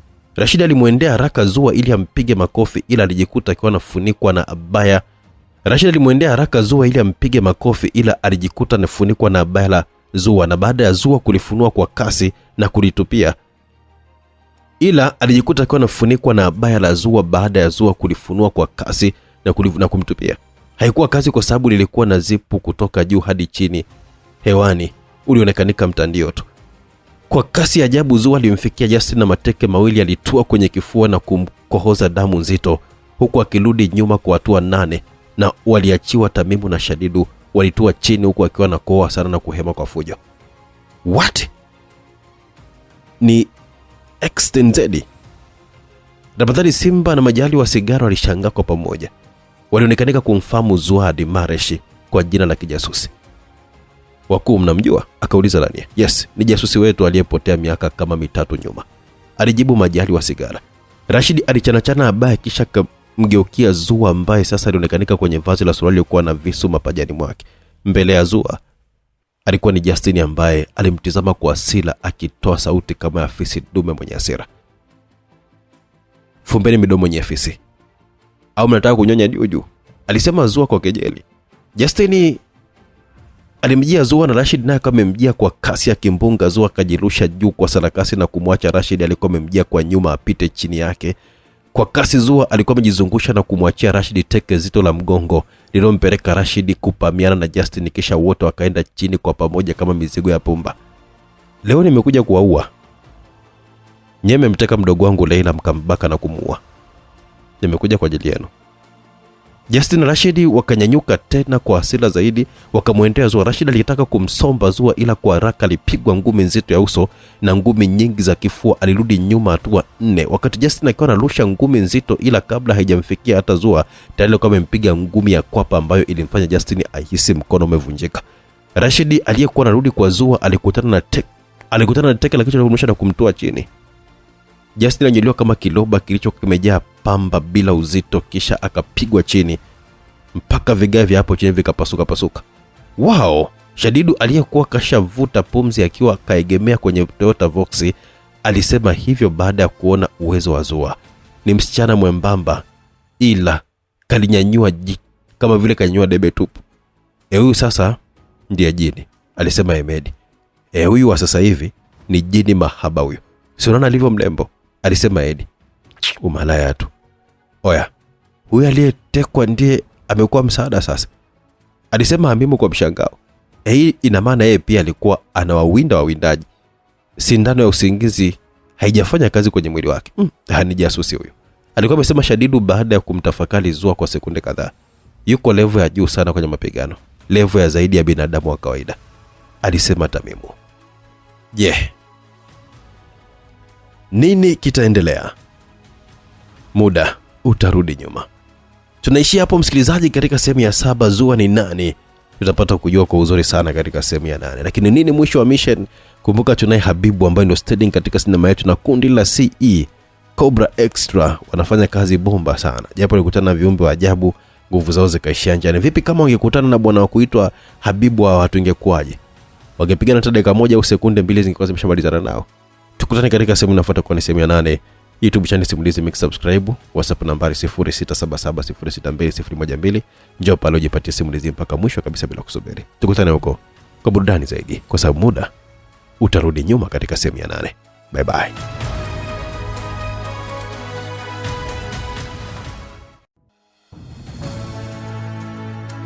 Nakukaribisha msikilizaji wangu katika sehemu ya 8 ya simulizi yetu tamu, muda utarudi nyuma. Tulipokuwa tumeishia ni pale ambapo msichana mwembamba tunamwongelea Zuad Marish alikuwa ameingilia ugomvi kati ya kina Shadidu pamoja na wale mafisi. Ni msichana mwembamba ila kalinyanyua jitu la ajabu kama vile kamenyua debe tupu. Huyu sasa ndiye jini, alikuwa amesema Ahmed. Huyu wa saizi ndo jini mahaba kabisa huyu. Si unaona alivyo mrembo, alisema Edi. Umalaya tu. Oya, huyu aliyetekwa ndiye amekuwa msaada sasa, alisema Tamimu kwa mshangao. Hii ina maana yeye pia alikuwa anawawinda wawindaji. Sindano ya usingizi haijafanya kazi kwenye mwili wake. Ni jasusi huyu, alisema Shadidu baada ya kumtafakari Zua kwa sekunde kadhaa. Yuko level ya juu sana kwenye mapigano, level zaidi ya binadamu wa kawaida, alisema Tamimu. Kilichoendelea msikilizaji, tuende pamoja katika sehemu ya 8. Nitakujuza. Mtunzi ni Esi Hussein Vumbi, Oe director ndo msimuliaji wako. YouTube channel Simulizi Mexi. WhatsApp 0677062012. Ukija hapo unaipata sehemu ya 9 na 10 na kumaliza msimu wa kwanza wa simulizi yetu, na tutakuwa tunanyapia ndani ya msimu wa pili wa simulizi. Muda utarudi nyuma. Tunasonga nayo msikilizaji. Yasin Rashid alikuwa huko chini dakika 2 tu hivi.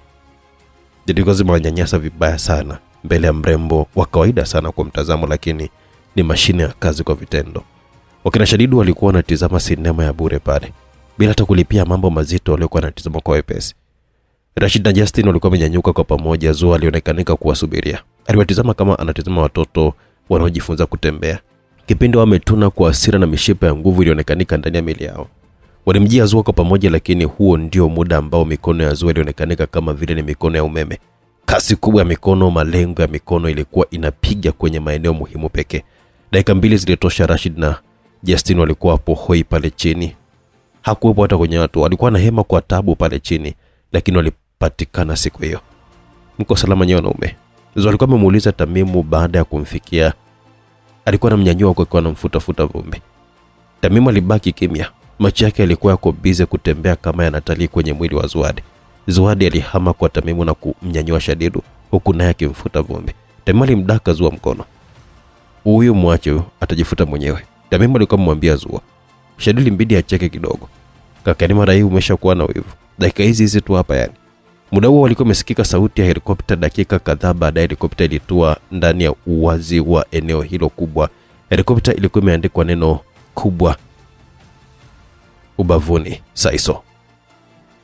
Kwenye helikopta akashuka Ramadhani Simba na Majaliwa Sigara. Watu wote walikuwa wametoa heshima kwa wakuu hao, hata Zua alijiheshimisha mbele za watu. Extended. Ulikuwa wapi siku zote hizi? Ramadhani Simba alimuuliza Zua akitumia jina la kodi za kijasusi. Na kumbe uko hai? Majaliwa Sigara naye kameoji.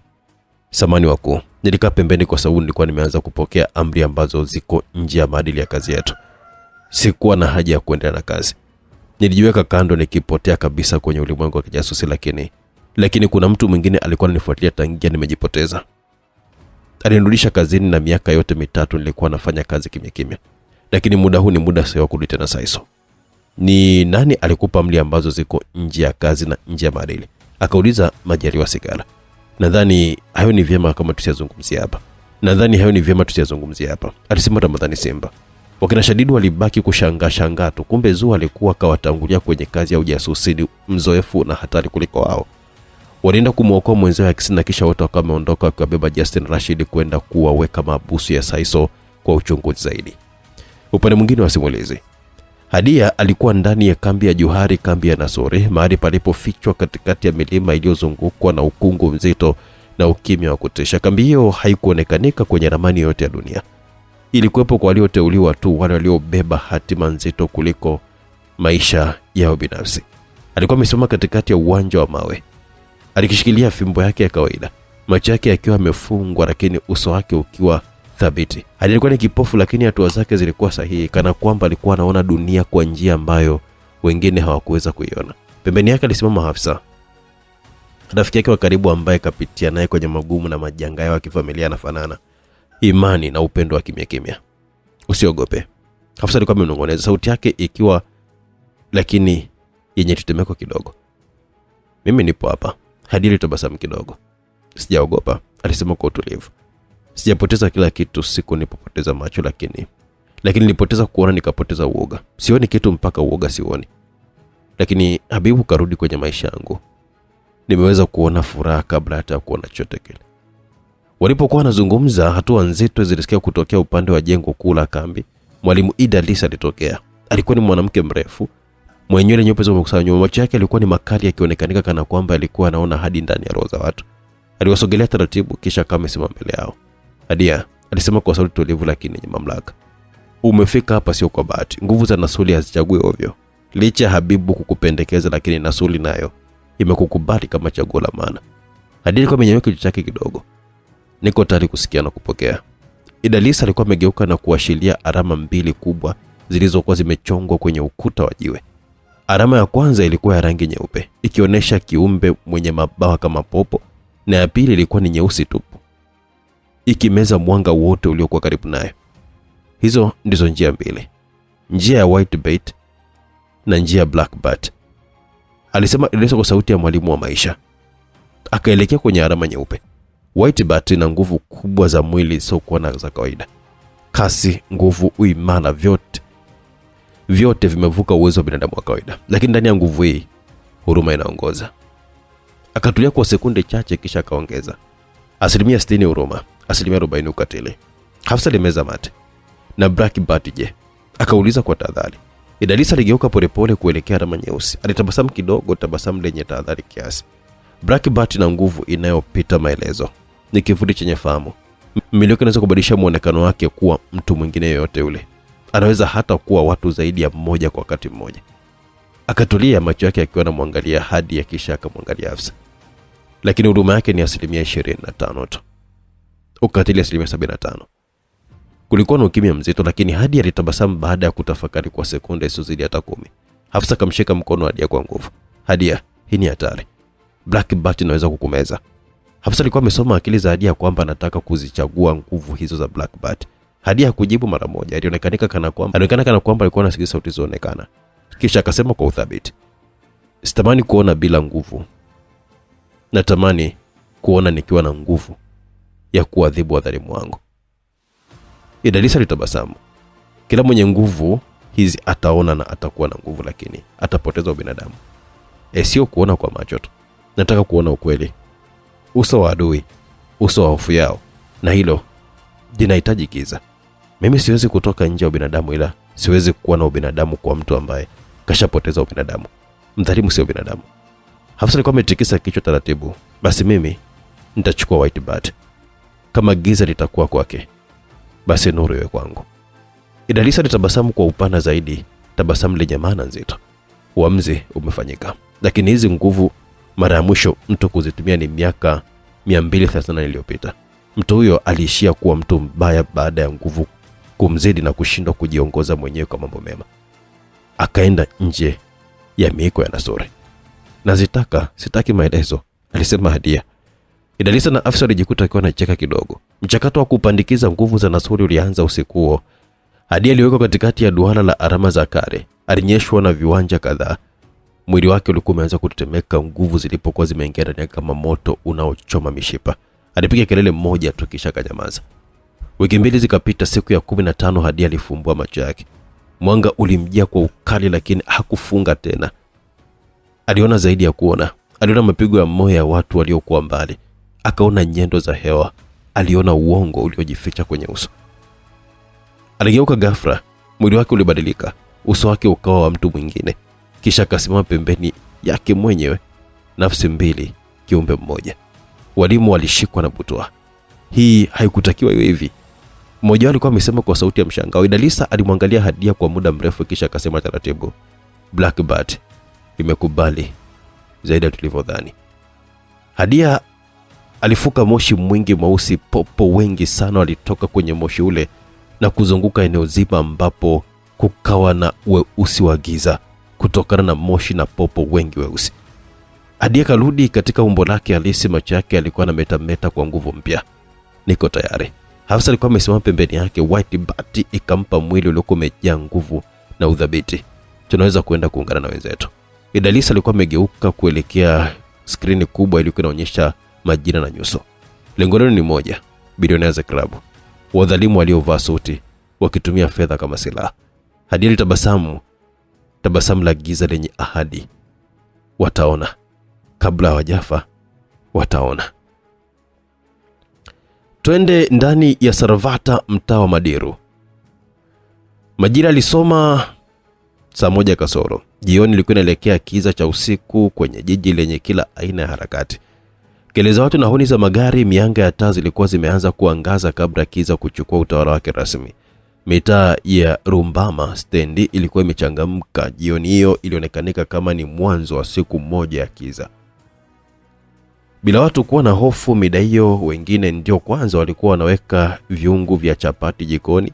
Wengine ndio kwanza wanabandika sufuria za supu, majiko ya chips yalikuwa yanawashwa. Pembeni mwa stendi ya daladala na bajaji kulikuwa kuna kijiwe cha mzee aliyejulikana kama Diru. Alikuwa mshona viatu maarufu sana kwenye mtaa huo wa Rumbama. Mida ya jioni kijiwe cha mzee Diru kilikuwa kina wateja wengi ambao walikuwa wanataka kushonewa viatu vyao. Wengine wakawa wanataka kubadilishwa sori, na wengine walikuwa wanahitaji kuvalishwa makavu ya sandals zao. Wateja walikuwa wachache, ni wengi walikuwa wamesimama na wengine walikuwa wamejazana kwenye mabenchi. Kama kawaida, sio wote ni wateja kwenye kijiwe cha mzee Diru. Wengine walikuwa hapo kubishana hapo na kupoteza muda. Uzuri kijiwe cha mzee Diru kilikuwa ni kisasa zaidi. Kila TV wengi huja kuangalia mpira au kutazama taarifa za habari ili kujadili hili na lile. Asa timu ya Buyebu iliharibu ligi bwana. Mdhamini wao anadhamini nusu ya timu zote za ligi kuu. Ina maana wanakula pointi 16 kwenye hizo timu ambazo ni za familia zao. Wadhamini wao ni kina nani? Wadhamini ni BBM. Asanyie pia ni familia. Na sisi tumewapiga mara kibao hata sale amuokoti yani. Wapi nyie mnanunua marefa nyie? Mpira uliokufa mnakuaga na offside tangia lini nyie? Mnabebwa sana nyie. Nyie ongeni alafu mwanze kusema hamleti timu uwanjani. Alikuwa ni mabishano ya mpira aliyokuwa amepamba moto kwenye kijiwe hicho cha Mzee Diru. Kwa mzee, changamsha mikono au napiga nyeto mzee. Kijana mmoja alikuwa amemtania Mzee Diru ikiwa ni njia ya kumhamasisha. Unadhani mimi sina mke kama wewe mpumbavu naye utaongoza wanafunzi kila siku? Wewe ipo siku atakunyosha mpo wewe. Alisema Mzee Diru akiwa anamalizia kubandika cover kwenye sando za kijana huyo. Watu walikuwa wanachekeshwa tu na stori za kijiwe hicho. Ukimya ghafla ulikuwa umetokea baada ya mwanamke mmoja mzuri sana aliyekuwa na uchotala ulioonekanika kuchanganya damu ya nchi hii na ile ya Japani. Akiwa na umbo la Kibantu kama Mkaguru hivi au Mnyamwezi ama Msukuma au Mnyakyusa. Ule uzuri wake ulisababisha kila mmoja kumtizama kwa macho ya mshangao na uchu wa ndani. Alikuwa ndani ya baibui jeusi pana na refu kiasi. Alikuwa kashika kiatu chake cha kike kwenye mkono wake. Mwendo wake wa madaha ulikuwa umemsogeza kwenye kundi la watu wale waliokuwa wamejaa pale wote. Ilibidi wampishe kipindi wanapokea salamu iliyobebwa na sauti nyororo ya mwanamke. Habari zenu jamani. Sauti yake ilikuwa imeitikiwa na kila mmoja kwa bashasha ya ajabu huku akimpisha na kila mmoja akifanya ukarimu wa kutaka apewe yeye kwanza huduma. Wediru, hebu tengeneza kiatu cha mlembo haraka sana, alisema kijana mmoja. Hebu achana na hiyo takataka, tengeneza kiatu hicho, alisema kijana mwingine. Mwanamke alitabasamu tu akiwatizama wanaume wao kwa zamu. Alikuwa mbele ya Diru na lile tabasamu lake usoni halikuisha. Bwana we, mimi namlipia, alisema mwanaume mwingine mtu mzima. Kaa hapo binti, alisema Diru kwa anapokea kiatu kile. Binti hakukaa ila alikuwa amempa kiatu kwa akiwa anatoa maelekezo. Rudishia uzi hapo ambapo kimekatika, lakini pitisha uzi kwenye kiatu chote ili kisirudie kusumbua tena. Sawa Diru. Diru alimsikiliza mwanamke yule kwa makini sana, hakushangaa kama yule mwanamke anajua jina lake maana yeye ni mtu maarufu sana. Sawa binti Brembo, alijibu Mzee Diru kwa ukarimu mkubwa huko akiwa anatabasamu kwa bashasha. Binti akamsogelea Diru na akainamisha kichwa chake, mdomo ukasogea karibu na sikio la Diru. Sawa, sindano ichome kama visu vilivyochoma familia. Sawa, sindano ichome kama visu vilivyochoma familia ya Ritoshi Katai. Na uzi upite kwenye kiatu kiasi kiatu kisirudi ubovu kama vile nafsi za familia ya Ritoshi Katai zisivyoweza kurudi uhai. Alisema binti kwa sauti tulivu lakini yenye udhabiti. Mzee Diru alishtuka vibaya sana kama vile kapata taarifa mbaya ya msiba. Kijasho kilianza kwa mbali. Alimtazama binti huyo kwa makina akionekanika kama kahisi jambo. Umeelewa Madilu wa Billionaires Club? Mzee Diru alikuwa amezidi kushtuka na bila kuuliza wala kutia neno. Alichomoka alipokuwa amekaa akitupa kile kiatu ila sindano alibaki nayo mkononi. Alikimbia kiruka watu waliokuwa wamekaa kwenye benchi na kupita kwenye uwazi wa kawaida ulioachwa kwa mbao zilizokuwa zimejenga banda hilo. Diru aliwashangaza watu wengi kwa umri wake usiochuka chini ya miaka 60 kuweza kuwaluka watu na kupenya kwenye uwazi ule. Lakini pia alionekanika kana kwamba alikuwa anakimbia kifo. Yule binti naye alikuwa ameanza kumkimbiza kwa kasi kubwa sana. Watu walionekanika kushangaa kihoja hicho cha siku na mwaka. Mzee kukimbia zaidi ya kijana, tena mbaya zaidi alikuwa anamkimbia mrembo tu. Kwa haraka yule mrembo unaweza kusema hata angelikuwa paka basi panya hawezi kabisa kumkimbia kwa jinsi alivyo mzuri. Panya mwenyewe angebaki kushangaa tu uzuri wa mrembo yule. Lakini Mzee Diru alitimua mbio kana kwamba anakimbilia mbingu baada ya kupewa msamaha jehanamu. Baibui la yule mwanamke lilipepea likionyesha vazi la ndani la yule mwanamke, suruali ya kubana iliyobeba visu kwenye mapaja. Panga kwenye kiuno lilikuwa limebebwa na ara yake. Mzee Diru kila akigeuka nyuma yule mwanamke yupo. Aliamua kurudisha mkono wake nyuma. Hapo alikuwa amelusha ile sindano kwa kasi ya ajabu sana. Lakini mwanamke yule aliikwepa kwa kuruka juu na kujizungusha kwa sarakasi mbili, sindano ile ikapita chini yake. Diru aliongeza mwendo akijipa uhakika wa hofu yake kuwa yule binti hakuwa kawaida.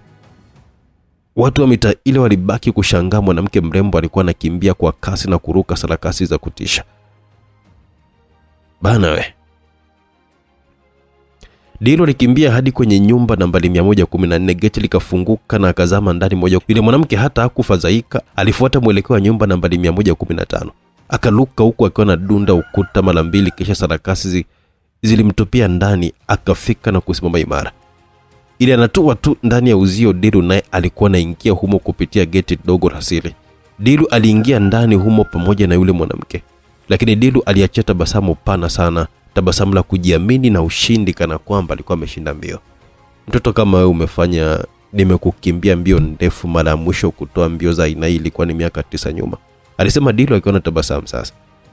Yule mwanamke alichoma panga lake haraka sana, lilikuwa lipo kwenye kiuno. Alihisi uwepo wa watu kwenye ile eneo. Muda ule kutoka juu ya paa alishuka maninja wawili, wakijirusha kwa sarakasi safi, wakatua mbele mwanamke yule. Hawakuuliza wale maninja kama ameanza kumshambulia yule mwanamke. Ninja mmoja alijaribu kumshambulia mwanamke yule kwa kasi, alifeli vibaya sana. Mwanamke alijizungusha kwa kasi na kumpisha, kisha panga la mwanamke likazama kwenye shingo ya yule ninja kwa nyuma, kisha likachomolewa kwa kasi kubwa sana. Muda wote tayari ninja mwingine alikuwa anamjia mwanamke, lakini mkono wa ninja ambaye ulikuwa umelengesha panga lake kumwendea mwanamke, mkono huo ulienda chini baada ya kukatwa. Ninja alirushwa nyuma kwa teke moja swafi la tumbo kabla ya kujipanga wala kusimama. Panga lilikuwa limezama kwenye kifua chake na kutokea nyuma ya mgongo. Mwanamke yule akawa amechoma panga lake kwa kasi na kumtazama Dilu kwa macho makali, lakini Dilu bado alitabasamu tu, ile tabasamu la kifedhuli. Dilu alipiga makofi kwa kana zunguza kwa kejeli. Sijawahi kuona mlembo anayeua kwa kasi na kama wewe. Lakini karibu sana kwenye ulimwengu wa Madilu. Mwanamke yule alikuwa ameshika panga vizuri, maneno ya Madilu yalikuwa yanazidi kumkera tu.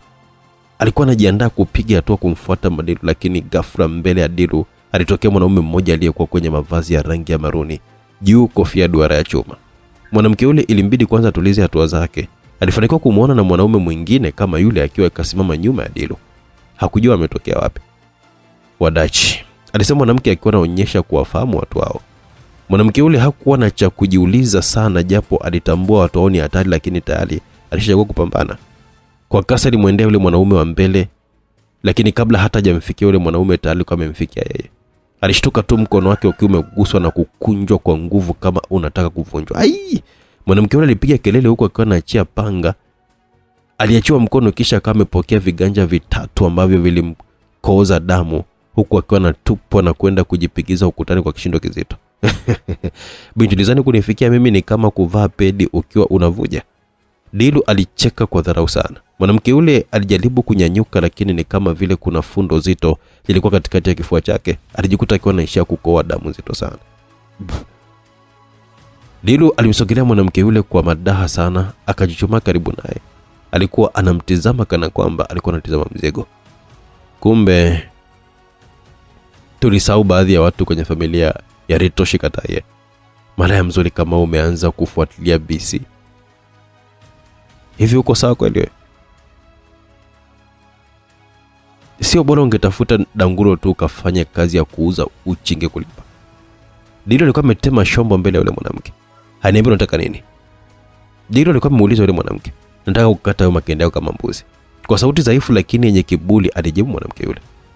Kumbe, alisema Dilu huko akiwa na tabasamu la chuki, huko akiwa anapeleka mkono nyuma ya kiuno na kuchoma bastola. Billionaires Club sio chombo cha kufuatilia. Kabla sijakuwa, hebu nipe uhakika. Wewe ni ndugu na Ritoshi Katai au ni mtoto wake? Dilu alimuuliza yule mwanamke huko akiwa anamtizama kwa dhihaka. Kutumia bastola kwa mwanamke ambaye tayari yuko hoi ni udhaifu. Hujiamini alafu unajiita mwanaume. Mwanaume aliyekuwa kwenye mavazi ya kazi, mavazi ya nasuli usoni, akiwa na barakoa iliyotengenezwa kama sura ya mzimu. Vazi kwenye kifua lilikuwa lina maandishi yaliyokuwa yanasomeka Ghost Money. Kwenye mkono alikuwa kashika panga lake la mapambano. Ni Habibu. Dilu alishtuka kumwona mwanaume huyo, kwa maana habari zake zilitambaa haraka sana kwa kasi ya umeme kwenye mitandao yote ya BC. Huyo muweni. Dilu hakutaka hata maelezo wala maswali, kwa maana mtu kama alimfikia Prince D akamuua, na mpaka familia yake kaifikia na kuua watu. Huyo sio mtu wa kawaida. Yule mwanaume aliyemshambulia yule mwanamke akajizungusha kwa nguvu sana, kisha kafyatua mkono wake. Alikuwa amerusha panga lake kumwelekea Habibu, lakini alikuwa amechelewa sana. Sio kama kasi yake ni ndogo, lakini kasi ya Habibu ilikuwa imevuka viwango ambavyo hata huyo mwanaume hajawahi kuviwazia kabisa. Kichwa cha mwanaume huyo ambacho kilikuwa na kofia ya duara ya chuma kilienda hewani, huku mwili ukibaki umesimama. Habibu alikuwa ameshampitia tayari na ameshamchinja. Habibu alionekanika kusimama nyuma ya huyo mwanaume akiwa kampa mgongo kipindi mwanaume akiwa anaenda chini kama mzigo bila kichwa chake. Damu zilimwagika nyingi mno. Dilo alitetemeka. Hata yule mwanamke alishtuka naye, kwani kasi ya Habibu haikuwa ya kawaida hata kidogo. Habibu alikuwa ameanza kumfuata Dilo ambaye alikuwa ameanza kumwaga kojo la uoga.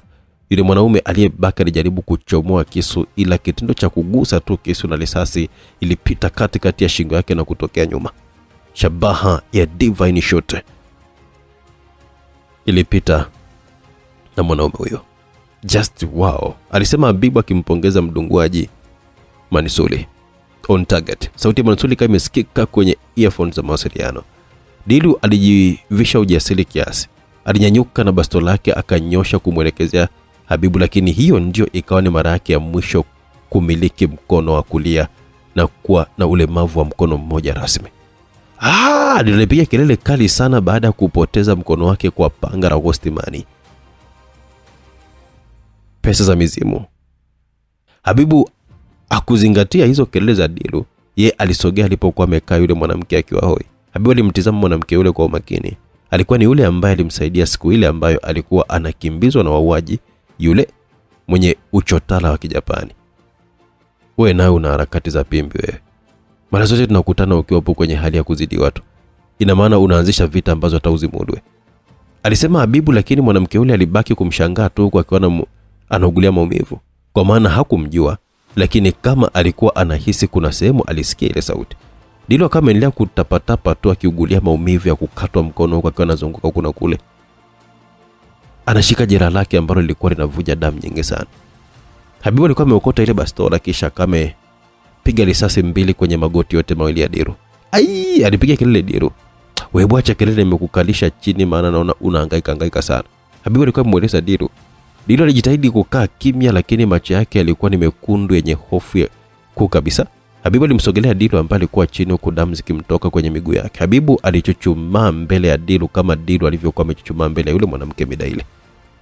Nimesikia wewe ndio uaga unatoa kazi chafu kwa watu, wakiwemo polisi. Nachotaka kufahamu kutoka kwako, wewe ni nani kwenye mpango wa kuwa familia Mzee Saddam na Jumanne Simba? Unafasikiri kwenye ile kundi lenu?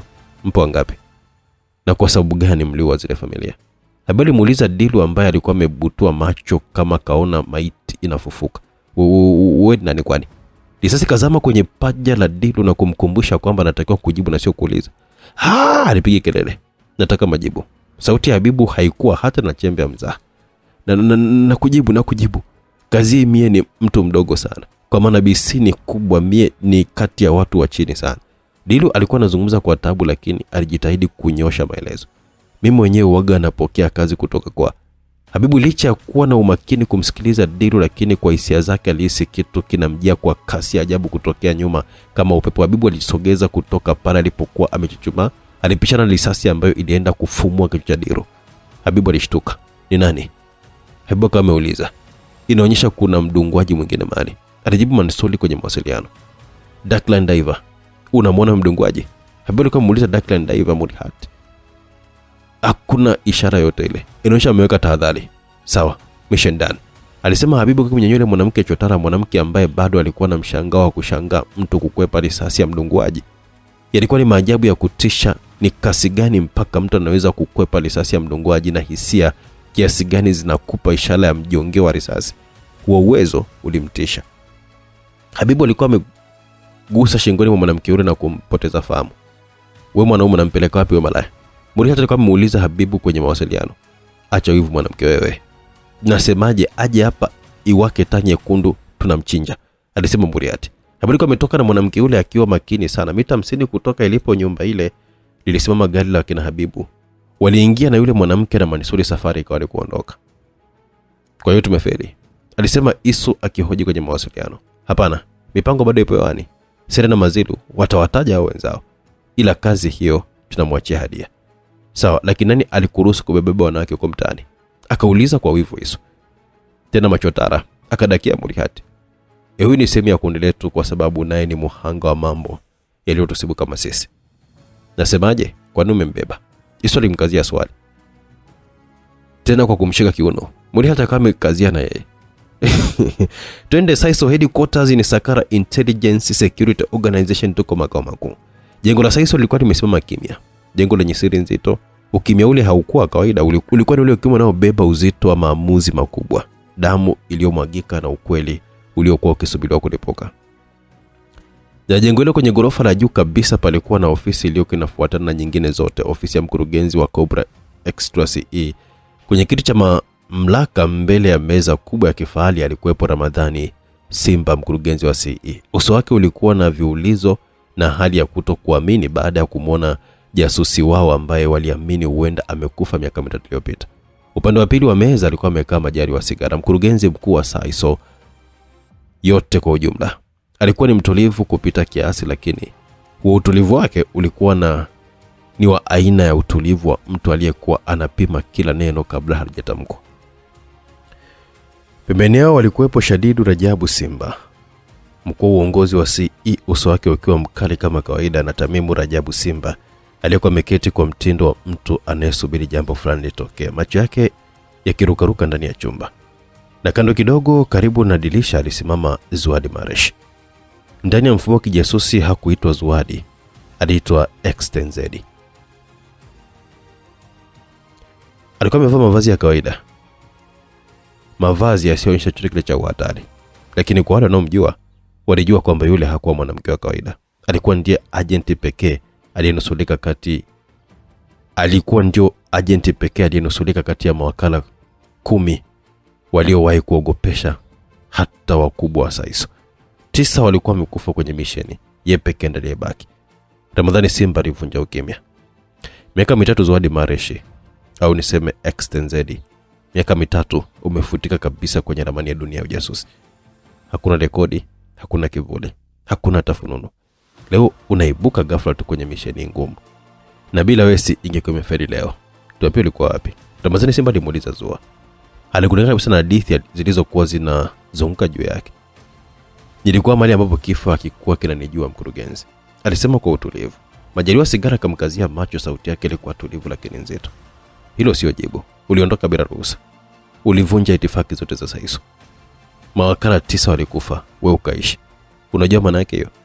Alihoji Majaliwa Sigara. Zuari nyanyua kichwa taratibu, macho yake yakitulia kwa Ramadhani kisha kwa Majaliwa. Ndio, maana yake ni kwamba nilichagua kuishi badala ya kufa kwa amri chafu. Kimya kizito kilitanda. Shadilu alikuwa amesogea mbele kidogo. Amri zipi chafu?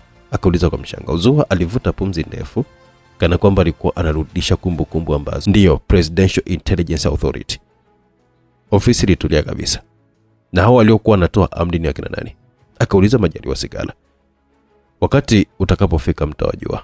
Kwa sasa hivi si salama kuzungumza. Ramadhani Simba alitazamana na Majaliwa Sigara kwa sekunde chache. Kisha akasema kwa sauti ya kufunga mjadala. Sawa, mada hiyo inaishia hapa. Kabla hajaongeza neno jingine, simu ya mezani ya Ramadhani Simba iliita. Akatazama namba kisha akawa amejibu kwa heshima. Mheshimiwa Rais. Uso wake ulibadilika kidogo alipokuwa akisikia upande wa pili. Ndio mheshimiwa. Tupo naye. Tutaweka ulinzi wa hali ya juu. Alipokata simu alitazama chumba kizima. Rais amesema XTZ yuko chini ya ulinzi wa Saiso na CE kuanzia sasa. Tumpokee, lakini tumhakikishie ulinzi mkali kwenye misheni zetu. Tamimu alikuwa ametabasamu kwa mzaha.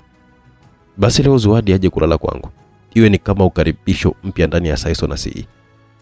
Watu walicheka kidogo mle ndani. Safi, mkaribishe tu mlembo wetu. Ila ujue yupo chini ya rais, alisema Majaliwa Sigara. Naenda kumpikia supu. Kwa hiyo umeamua kuniozesha au? Akauliza kwa utani Zuadi.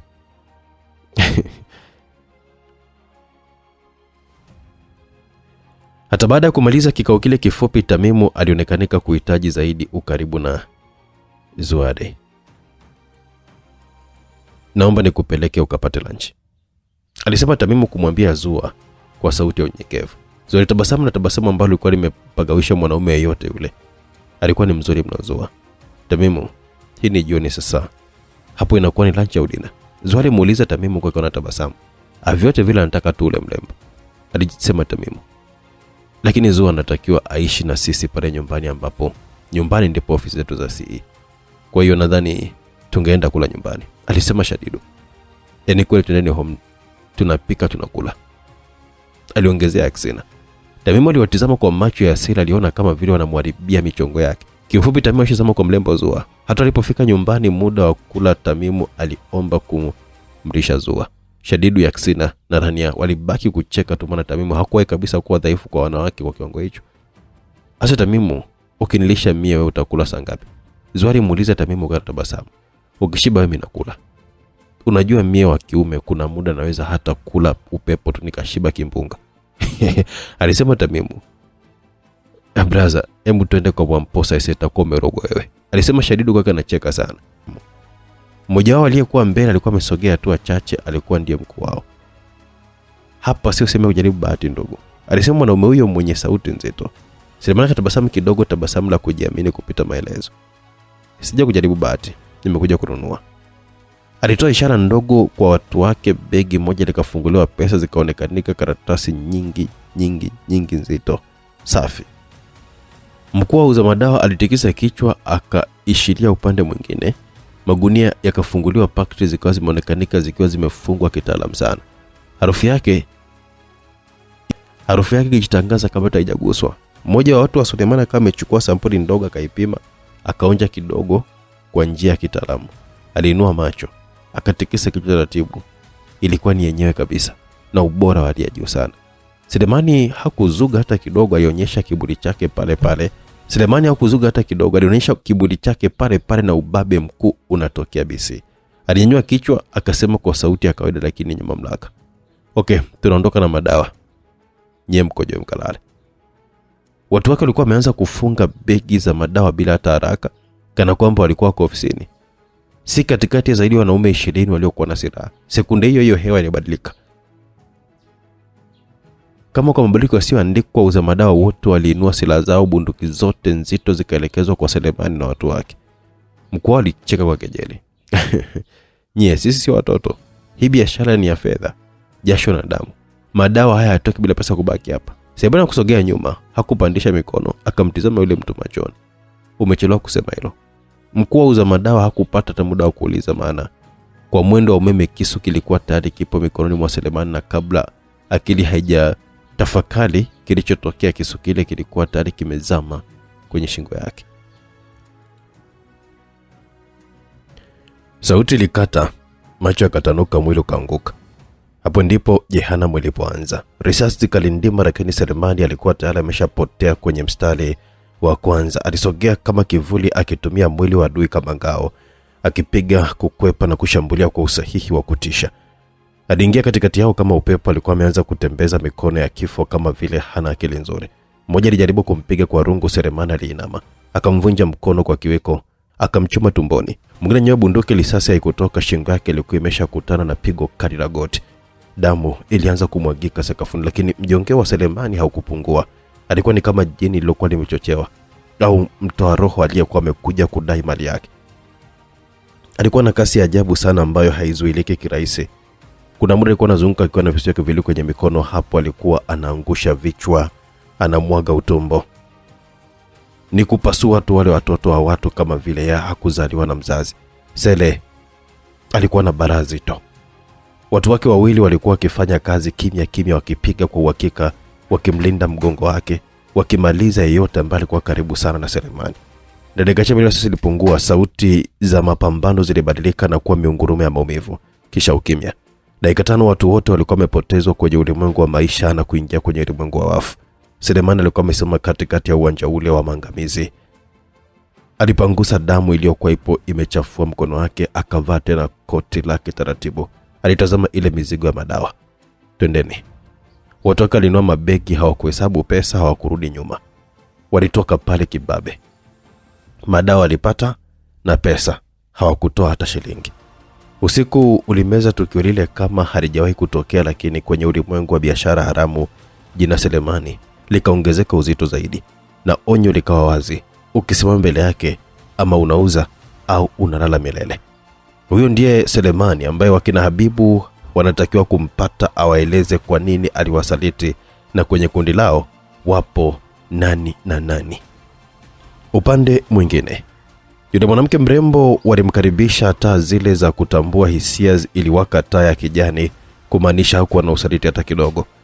Baada ya kupata nafuu alieleza kila kitu kumhusu. Jina lake alikuwa anaitwa Emiko au Emi, na yeye baba yake alikuwa ni Mjapani ila mama yake alikuwa ni mtu wa Sakara. Baba yake mzee Yatoshi Katai alikuwa ni mfanyabiashara mkubwa wa magari ndani ya Sakara na bara la Bua. Lakini wale BC Billionaires Club walifanya kama walivyofanya kwa wengine. Hivyo ni muhanga kama wao tu. Yupo kwenye mstari wa vita dhidi ya BC. Yote hayo sawa. We Habibu, ulijuaje kama huyo dada ni kama sisi na ana majanga kama yetu? Habibu hakumjibu, alimbeba mpenzi wake na kuenda naye chumbani. Tayari penzi lilikuwa liko hadharani, penzi paja. Isu alienda kueleweshwa huko Kogeto. Pale nje vikabaki vicheko vya kimbea kati ya Manisuli, Emi, Hadia, Hafisa na Murihati. Toto kafanya fujo. Murihati na Emi wananyanyuana kwenda kwenye mlango wa chumba cha Habibu. Huyo Emi naye akili zake hata sio nzuri sana. Walianza kugonga mlango kwa fujo, kila mmoja akiwa anaongea neno lake. "Nyie fungueni mlango tuone," alisema Murihati. "We Habibu, utamua mtoto wa watu. Kwa nini nampiga? Mbona analalamika na kufa?" alisema Emiko. Hata Murihati mwenyewe naye alibaki kucheka tu. Na wengine walikuwa sebleni na wakibaki kucheka tu. Nyumba ilikuwa na vituko ni hatari. Uzuri watoto wa Hadia wote walikuwa wamepelekwa shule za bweni. Sio kwa sababu hapo nyumbani ujinga mwingi, kwa sababu ya kukaa mbali na mipango na matukio ya mauaji ambayo yanaanzia hapo kwenye hiyo nyumba. Sebleni kuliwaka vicheko. Kama kawaida ghafla beat ilianza kusikika. Husna alisimama katikati, akatikisa mabega kwa ujasiri wa vituko vyake, akapandisha volume ya sound bar, akakamata kipaza sauti, macho yake akiwa na metameta kama mtu anayejua kabisa leo anaenda kuua kwa kicheko. Biti ilikuwa ya chill laini, ile ya kutikisa kichwa taratibu, mtindo wa Wiz Khalifa, lakini vichekesho mbele. Akaanza freestyle, wenzake walishikilia mbavu. "Yo, niko single kama wifi bila password. Natafuta love inbox napata sin to hazard. Mtu mzima umekuwa bado socks hazipati jozi. Unakula ugali solo, mboga nazo zinakuhoji. Kuwa single kutakuwa. Nasema bila aibu, mtu mzima umekuwa bado unalia kisa Habibu. Unakumbatia mtu hadi unakuwa bahari. Hakuna kukupa joto, takufa kwa baridi kali. Tafuta bwana, kuwa single kutakuwa. Tafuta bwana, una upwili tunajua. Alamu inalia asubuhi, hakuna hata kusema baby amka. Unajipikia chai sukari, mara sukari unazidisha. Weekend ni Netflix, popcorn zako ni mawazo. Sofa imekuchagua, mapenzi yameomba likizo. Selfie mbele ya kioo, filter 5 bado pweke. Caption ni soft life, moyoni unaomba hata mzimu ukufishe pete. Socks chini ya godoro, remote imekutoloka. Ukipata homa Google ndo nesi wako, shauri zako utakufa. Wallet na pesa, moyo unaomba dhamana. Birthday ikifika, keki inakuambia peke yako panana. Tafuta bwana, una upwilo tunajua. Niko chili kama moshi wa jioni, no stress, lakini single ikizidi, mbavu zinataka rest. Nacheka lakini ukweli unauma kidogo. Pata mtu akuulize umekula, basi umepona bro. Utajitext good my love, ujijibu good to I love you. Utajibusubusu kwa shavu, labda ujipige picha kisha ubusu simu. Tafuta bwana, kuwa single kutakuwa. Tafuta bwana, una upwilo tunajua. Hapo Hafsa, Hadia, Manisuli, hata Emi na Murihati walipasuka kicheko. Manisuli akapiga makofi kwa midundo, na Husna kamalizia kwa pozi ya ushindi. Sebule ikageuka jukwaa la stand up rap. Siku moja Isu na Habibu walikuwa wanaenda kwenye chumba cha Manisuli ili kumuita wakapange mipango ya mission, lakini walipofika mlangoni walishangaa kusikia sauti ya ajabu na miguno mizito ya mahaba. Maneno ya kutisha ya mahaba. "Au Manisuli baby I'm coming. Nakuja baby, oh tam." Ilikuwa ni sauti ya kike ambayo Habibu na Isu walisikia mlangoni. "Oh Emi, una tam jamani sana baby, nakuja." Alisikika Manisuli. Kumbe bwana Manisuli alikuwa anamtafuna mlembo Emi. "Oya, we Manisuli, yani kama nakojua upige deki kabisa, pumbavu wewe. Mtu mzima anajikojolea," alisema Habibu. Hiyo ilikuwa ni kufanya fujo tu, maana Emi huwafanyia wao fujo na hata Manisuli naye kuna muda anawafanyiaga fujo. Lakini licha ya yote, mautani mengi na mapenzi yaliyozaliwa ndani ya familia hii, lakini mipango iliendelea. Serena Mzamiru, hao tunawacha chini yako. Hadia, wewe ndiye ambaye walikufanyia ushenzi miaka kadhaa nyuma, na bado waliendelea kuja kukufanyia ushenzi hata ukiwa kipofu mtaani, alisema Habibu akimweleza Hadia wakiwa kwenye kikao cha mipango. Yes, Nyakati za aina hii nilikuwa nazitamani, lakini mwanzo sikuzani kama ningekuwa na uwezo wa kuweza kuwafikia wale washenzi na kulipa kisasi. Niacheni mimi hao washenzi. Watatueleza nani yuko nyuma yao. Hadia alikuwa amepokea majukumu kwa mikono yote. Mimi na Manisole tutaendelea kujifanya madereva bajaji ili kupoteza maadui zetu na vyombo vya usalama wote watakapoanza kutufuatilia, alisema Habibu. Upande mwingine, usiku ulikuwa umechelewa, anga lilikuwa zito kama limebeba laana ya zamani. Selemani alikuwa amerudi nyumbani kwake akitokea night club, muziki wa ndani ya gari lake la kifahari ukiwa bado unacheza kwa sauti ndogo. Alishuka kwa mtindo wa mtu aliyekuwa ameshinda dunia, akiwa amezungukwa na wanawake zaidi ya 3, vicheko vyao vikiwa vimechanganyika na harufu ya pombe na anasa. Nyumba ile ilikuwa ile ile.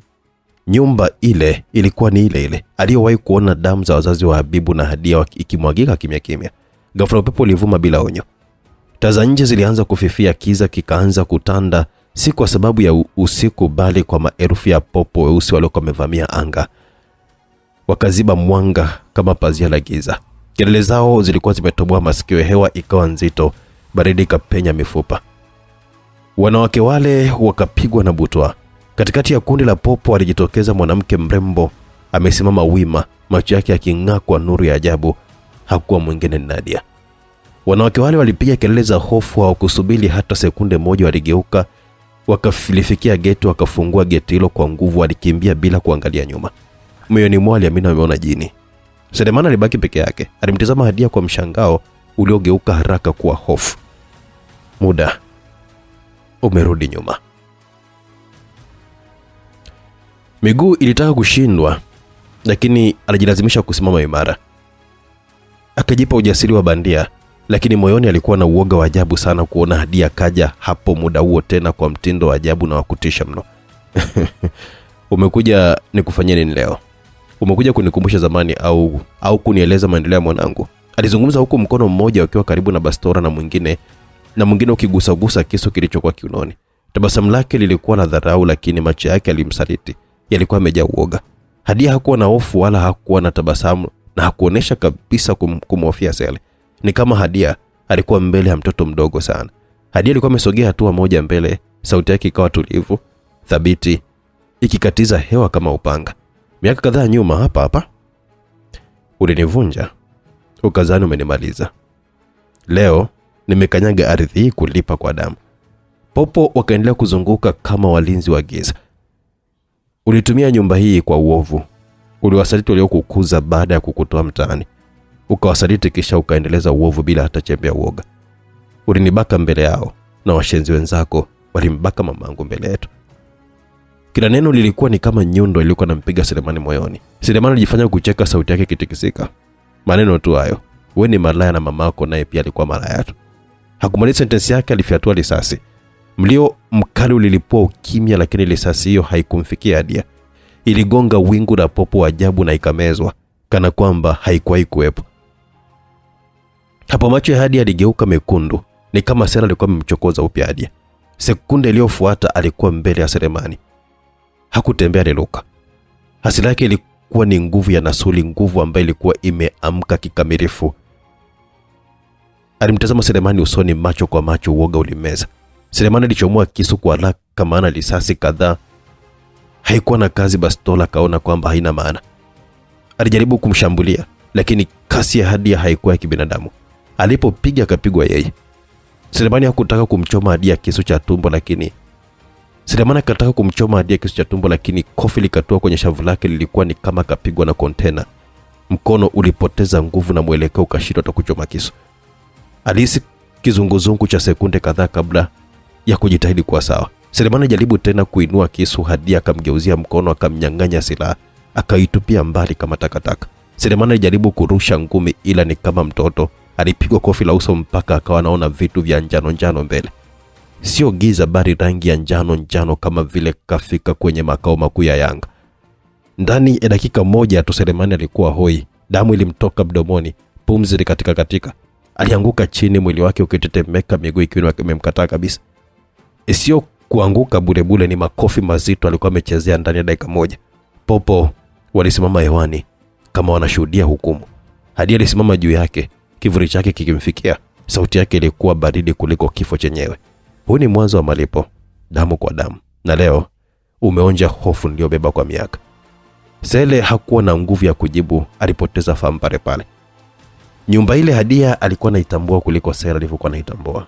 Hadia alimbeba Sele na kwenda naye mpaka nyuma kwenye nyumba ya gereji linakopatikanika hapo.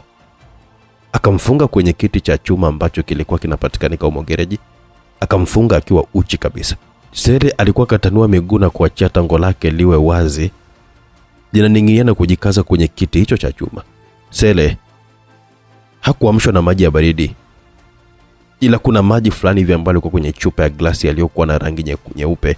Maji yale alimwagiwa kwenye mguu. Maji yale alimwagiwa kwenye mguu kiasi, lakini yalilowesha mguu wote. Sele alikurupuka kazinduka baada ya kuhisi maumivu makali sana. "Mama, umenifanya nini? Nakufa. Nisamehe." Sele akapiga kelele kutokana na maumivu makali ambayo alikuwa anayapata kwenye mkono wake. Yale hayakuwa maji ya kawaida. Ni final chemical pill kali mno ambayo inakufanya ngozi kuachana na mwili au ngozi kuachana na nyama. Maumivu yake yalikuwa ni makali, hayaelezeki. Sele alilia kama mtoto mdogo akiomba kila aina ya msamaha. Ndani ya dakika 10 za maumivu yasiyoelezeka kwa Sele alitosha kabisa kuachanisha ngozi yake yote ya mguu. Zilibaki zikiwa ni nyama tu ambazo zilisisimua na kutisha mno kuzitizama. Sele akalia mpaka makamasi akiwa amerosha mdomo. Alitia huruma baba wote likaa kando. Hadia alisogeza kiti kingine mbele ya Sele, aliyekuwa bado anaugulia kama mtoto. Aliketi mbele kwa utulivu akiwa anamtizama usoni kwa macho yake yale yasiyokuwa na hofu wala shaka, hayakuwa na chembe ndogo ya huruma. "Nataka uniambie ni kwa nini uliamua kusaliti familia yetu tena kwa aina ya ukatili wa aina ile? Kana kwamba ni halali au ni haki kwa watu waliokutendea wema kuwalipa udhalimu. Hilo la kwanza nataka unieleze kwa kina kabisa yani." Hadia alizungumza kwa madaha mithili ya mtangazaji wa kipindi cha burudani. Alikuwa anaongea taratibu kabisa huku mkononi akiwa na ile kemikali ndani ya chupa ya glasi. Sele alikuwa anatazama ile chupa kana kwamba alikuwa anatazama hatima ya maisha yake. Hakutamani yale maumivu yajirudie tena kwenye mwili wake. "Nitakueleza. Tafadhali naomba usinimwagie tena hiyo dawa. Na kuomba sana Hadia. Niko chini ya miguu yako." Ya hapo pointi muhimu ni kunieleza kila kitu. Huwezi kuwa chini ya miguu. Chini ya miguu yangu ni kiatu hicho. Hao maumivu unayopata mimi niliyapata kwenye mwili na moyoni kipindi mnanibaka mkiwa na furaha. Mlinibaka bila huruma, mkaniingilia mbele na nyuma. Mbaya zaidi nilikuwa bikra. Niliumia ila hamkujali. Niliumia zaidi moyo wangu kuona mamangu naye pia akiwa anafanywa nilichokuwa nimefanywa mimi. Hamkujali hata mimi sijali maumivu yako hata kidogo. Hadia alizungumza bila chembe ya utani. "Nieleze kila kitu." Alisema kwa msisitizo. Sawa, mimi nilipewa kazi ile ya kuisaliti familia na Jemina," alisema Hadia akiwa na hadi ya maumivu. "Nani?" Nadia aliuliza kwa mshangao mkubwa. "Ndio hivyo Hadia. Kwenye hii dunia umdhania ndiye kumbe siye, na yule siye uwaga ndiye," alisema Saida akiwa hana chembe ya masiala. Alikuwa anajaribu kutetea uhai kwa kuzungumza anayoyafahamu. Kama mnavyotambua mimi na Mzamilu tulichukuliwa mtaani. Tulikuwa ni watoto wa mtaani. Mzee Sadama akatuchukua ili kuanza kutulea. Hapa nyumbani tulilelewa kama watoto wa hii familia kabla hata nyewe hamjazaliwa. Kipindi hicho watu wetu wa karibu ambao tulikuwa tumeona mara kwa mara ni Mzee Sadamu, mke wake, Mzee Pondi, ambaye tulitambulishwa kama mdogo wa mke wa Mzee Sadamu. Kwa kuwa mke wa Mzee Sadamu alikuwa ni mama yetu, basi Jemina naye alikuwa ni mama yetu mdogo. Tuliishi naye pamoja hapa nyumbani tukiwa vijana watatu, mimi, Mzamilu pamoja na Imran. Baada ya kuzaliwa mambo hayakubadilika sana. Tulipendwa kama watoto wa kuzaliwa wa familia ile, kila hitaji letu lilitimizwa kwa wakati. Lakini kwa mzazi yoyote ule akishapata mtoto, hususani wa kwanza, tena mzazi aliyekuwa anasubiria mtoto kwa hamu, lazima mapenzi yatazidi kwa yule mtoto wake, na ilikuwa hivyo. Alisema Seri na kugulia kwanza maumivu ya mguu wake ambao ulikuwa na nyama ziko nje bila ngozi. Hadia alikuwa anamsikiliza kwa umakini akiwa kashikwa na butwa kutokana na jina lile alilosikia limetajwa na Seri. Mara nyingi sisi tulikuwa tunatoka na Jemina kwenda kwenye matembezi. Kwenye ile mitoko ndipo alianza kutujaza maneno ya chuki. Ulikuwa ni utoto. Jasi utoto ulichangia sisi tukawa tumeshawishika, lakini pia mara nyingi mtu akiwa nacho anahitaji apate zaidi alichonacho, ingali hata hicho alichonacho yeye ukute sio stake yake hata.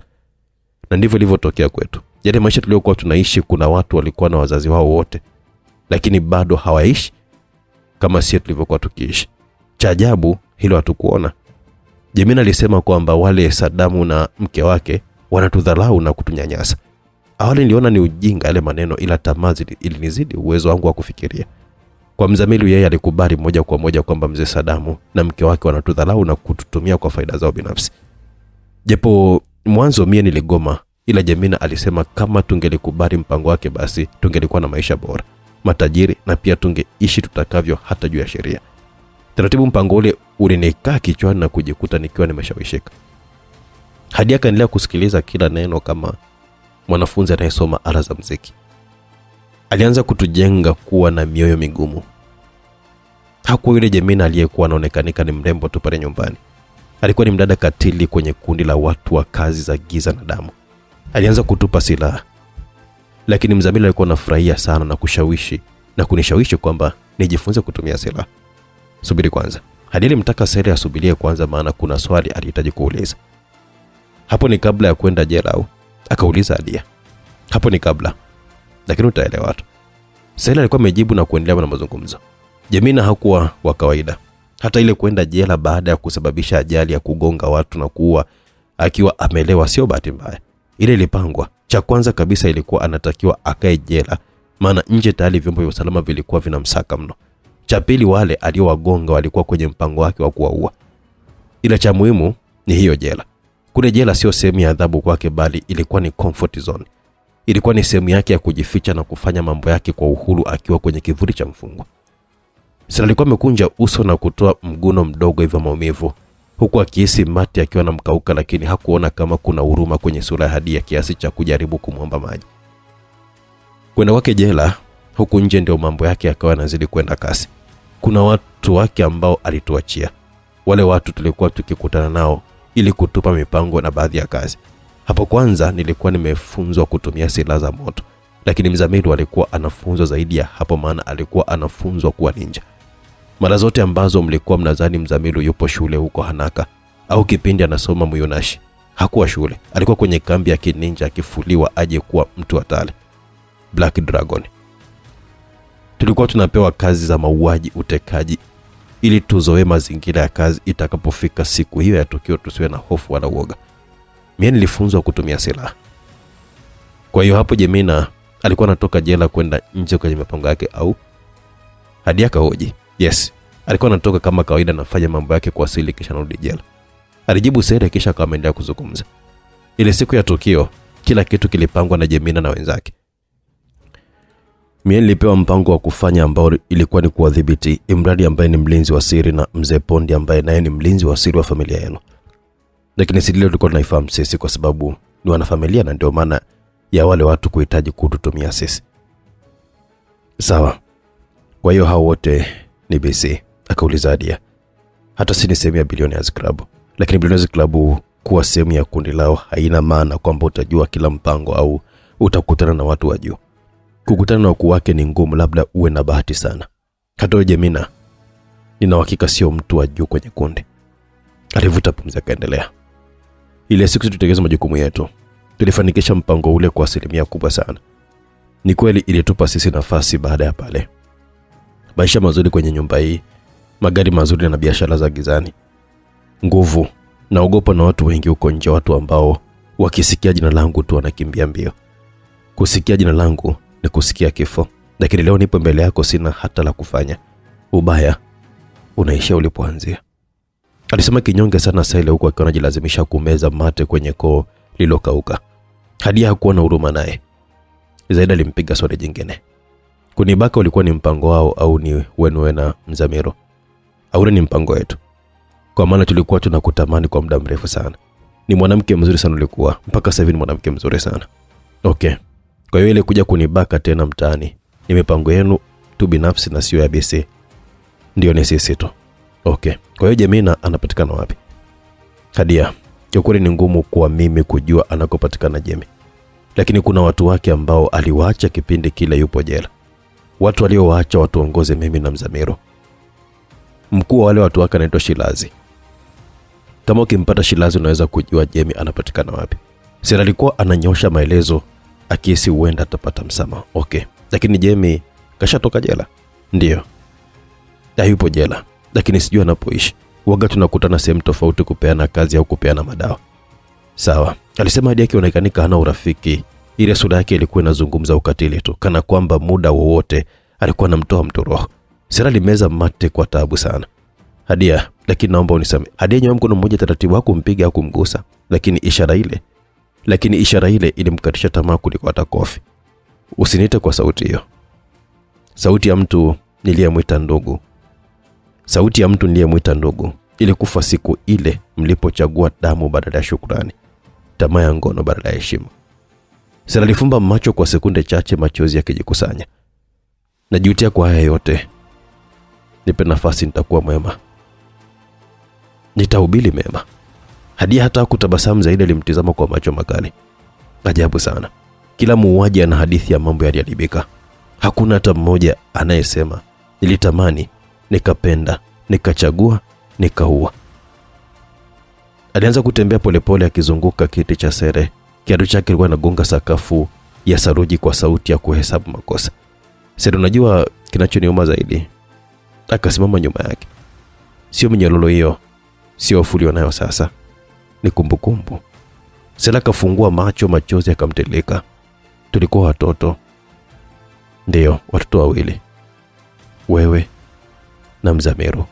Mliletwa kwenye hii nyumba kama wageni, mkatunzwa kama damu yao. Mama alinifundisha kushiriki. Sauti kifua kikimtetemeka, maumivu ya maneno yalizidi maumivu ya mguu. Hadia alinyanyua kichwa chake, macho yake yakielekea juu kana kwamba alikuwa anazungumza na waliokufa. Mama, baba, nilijifunza mlichonifundisha. Nilijifunza kusema ukweli bila kupamba. Nilijifunza kukemea uovu hata ukivaa sura ya ndugu. Akamgeukia Sere tena.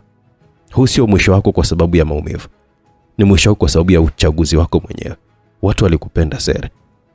Na ulipochagua damu juu ya upendo, ngono juu ya heshima, uliua kitu kibaya zaidi kuliko familia. Uliua sababu ya kuhurumiwa. Hadia akarudi mbele ya Sere, akaketi tena kwenye kiti. Kisha alifungua ile chupa yenye kemikali. Bila huruma akaelekezea mdomo wa chupa kwenye tango la Sere. No, hapana Hadia. Nye watu nye. Mwoneni huruma Sere jamani. Hadia akakataa kumwonea huruma mwenzenu. Sijamemwagia, ndo anataka kumwagia. Tuishie hapo msikilizaji, haichekeshi ila inahuzunisha, lakini pia inafundisha msikilizaji. Alichagua nini? Anasema damu juu ya upendo, na akachagua ngono juu ya heshima. Zingatia ngono juu ya heshima msikilizaji. Wewe baka ingilia watu ovyo ovyo. Nye watu nye. Haya, shauri yenu. Mimi niishie hapo msikilizaji, tukutane katika sehemu ya 9 na ya 10. Tutakuwa tunafunga msimu wa kwanza wa simulizi yetu, tutakuwa na msimu wa pili pia. Hatuwezi tukaishia njiani simulizi tamu kama hii. Lazima tuwe na msimu wa pili. Yaani lazima tuende mpaka mwisho kabisa wa chimbuko la haya mambo. Huyo jamii na mamdogo huyo tutamjua vizuri sana. Na yeye tutamkuta jambo. Tuna Mzamiru, lakini tunawakuwa kikosi cha Billionaires Club ITBC. Tutawakamata. Huku upande huu tunaye Hadia, tunaye Habibu na kikosi chake, lakini upande wa pili tunaye nani yule? Familia ya Simba ile. Ukoo wa Simba ndani ya CE Cobra Extra. Wanafanya kazi yao vizuri sana. Wakikutana hawa watu itakuwaje? Usikose sehemu ya 9 na 10. Tumalize msimu wa kwanza. Ukija WhatsApp sasa hivi unakuwa unazipata 9 na 10 right now right here kupitia 0677062012. Usielewe, njoo. Utaipata. Karibu.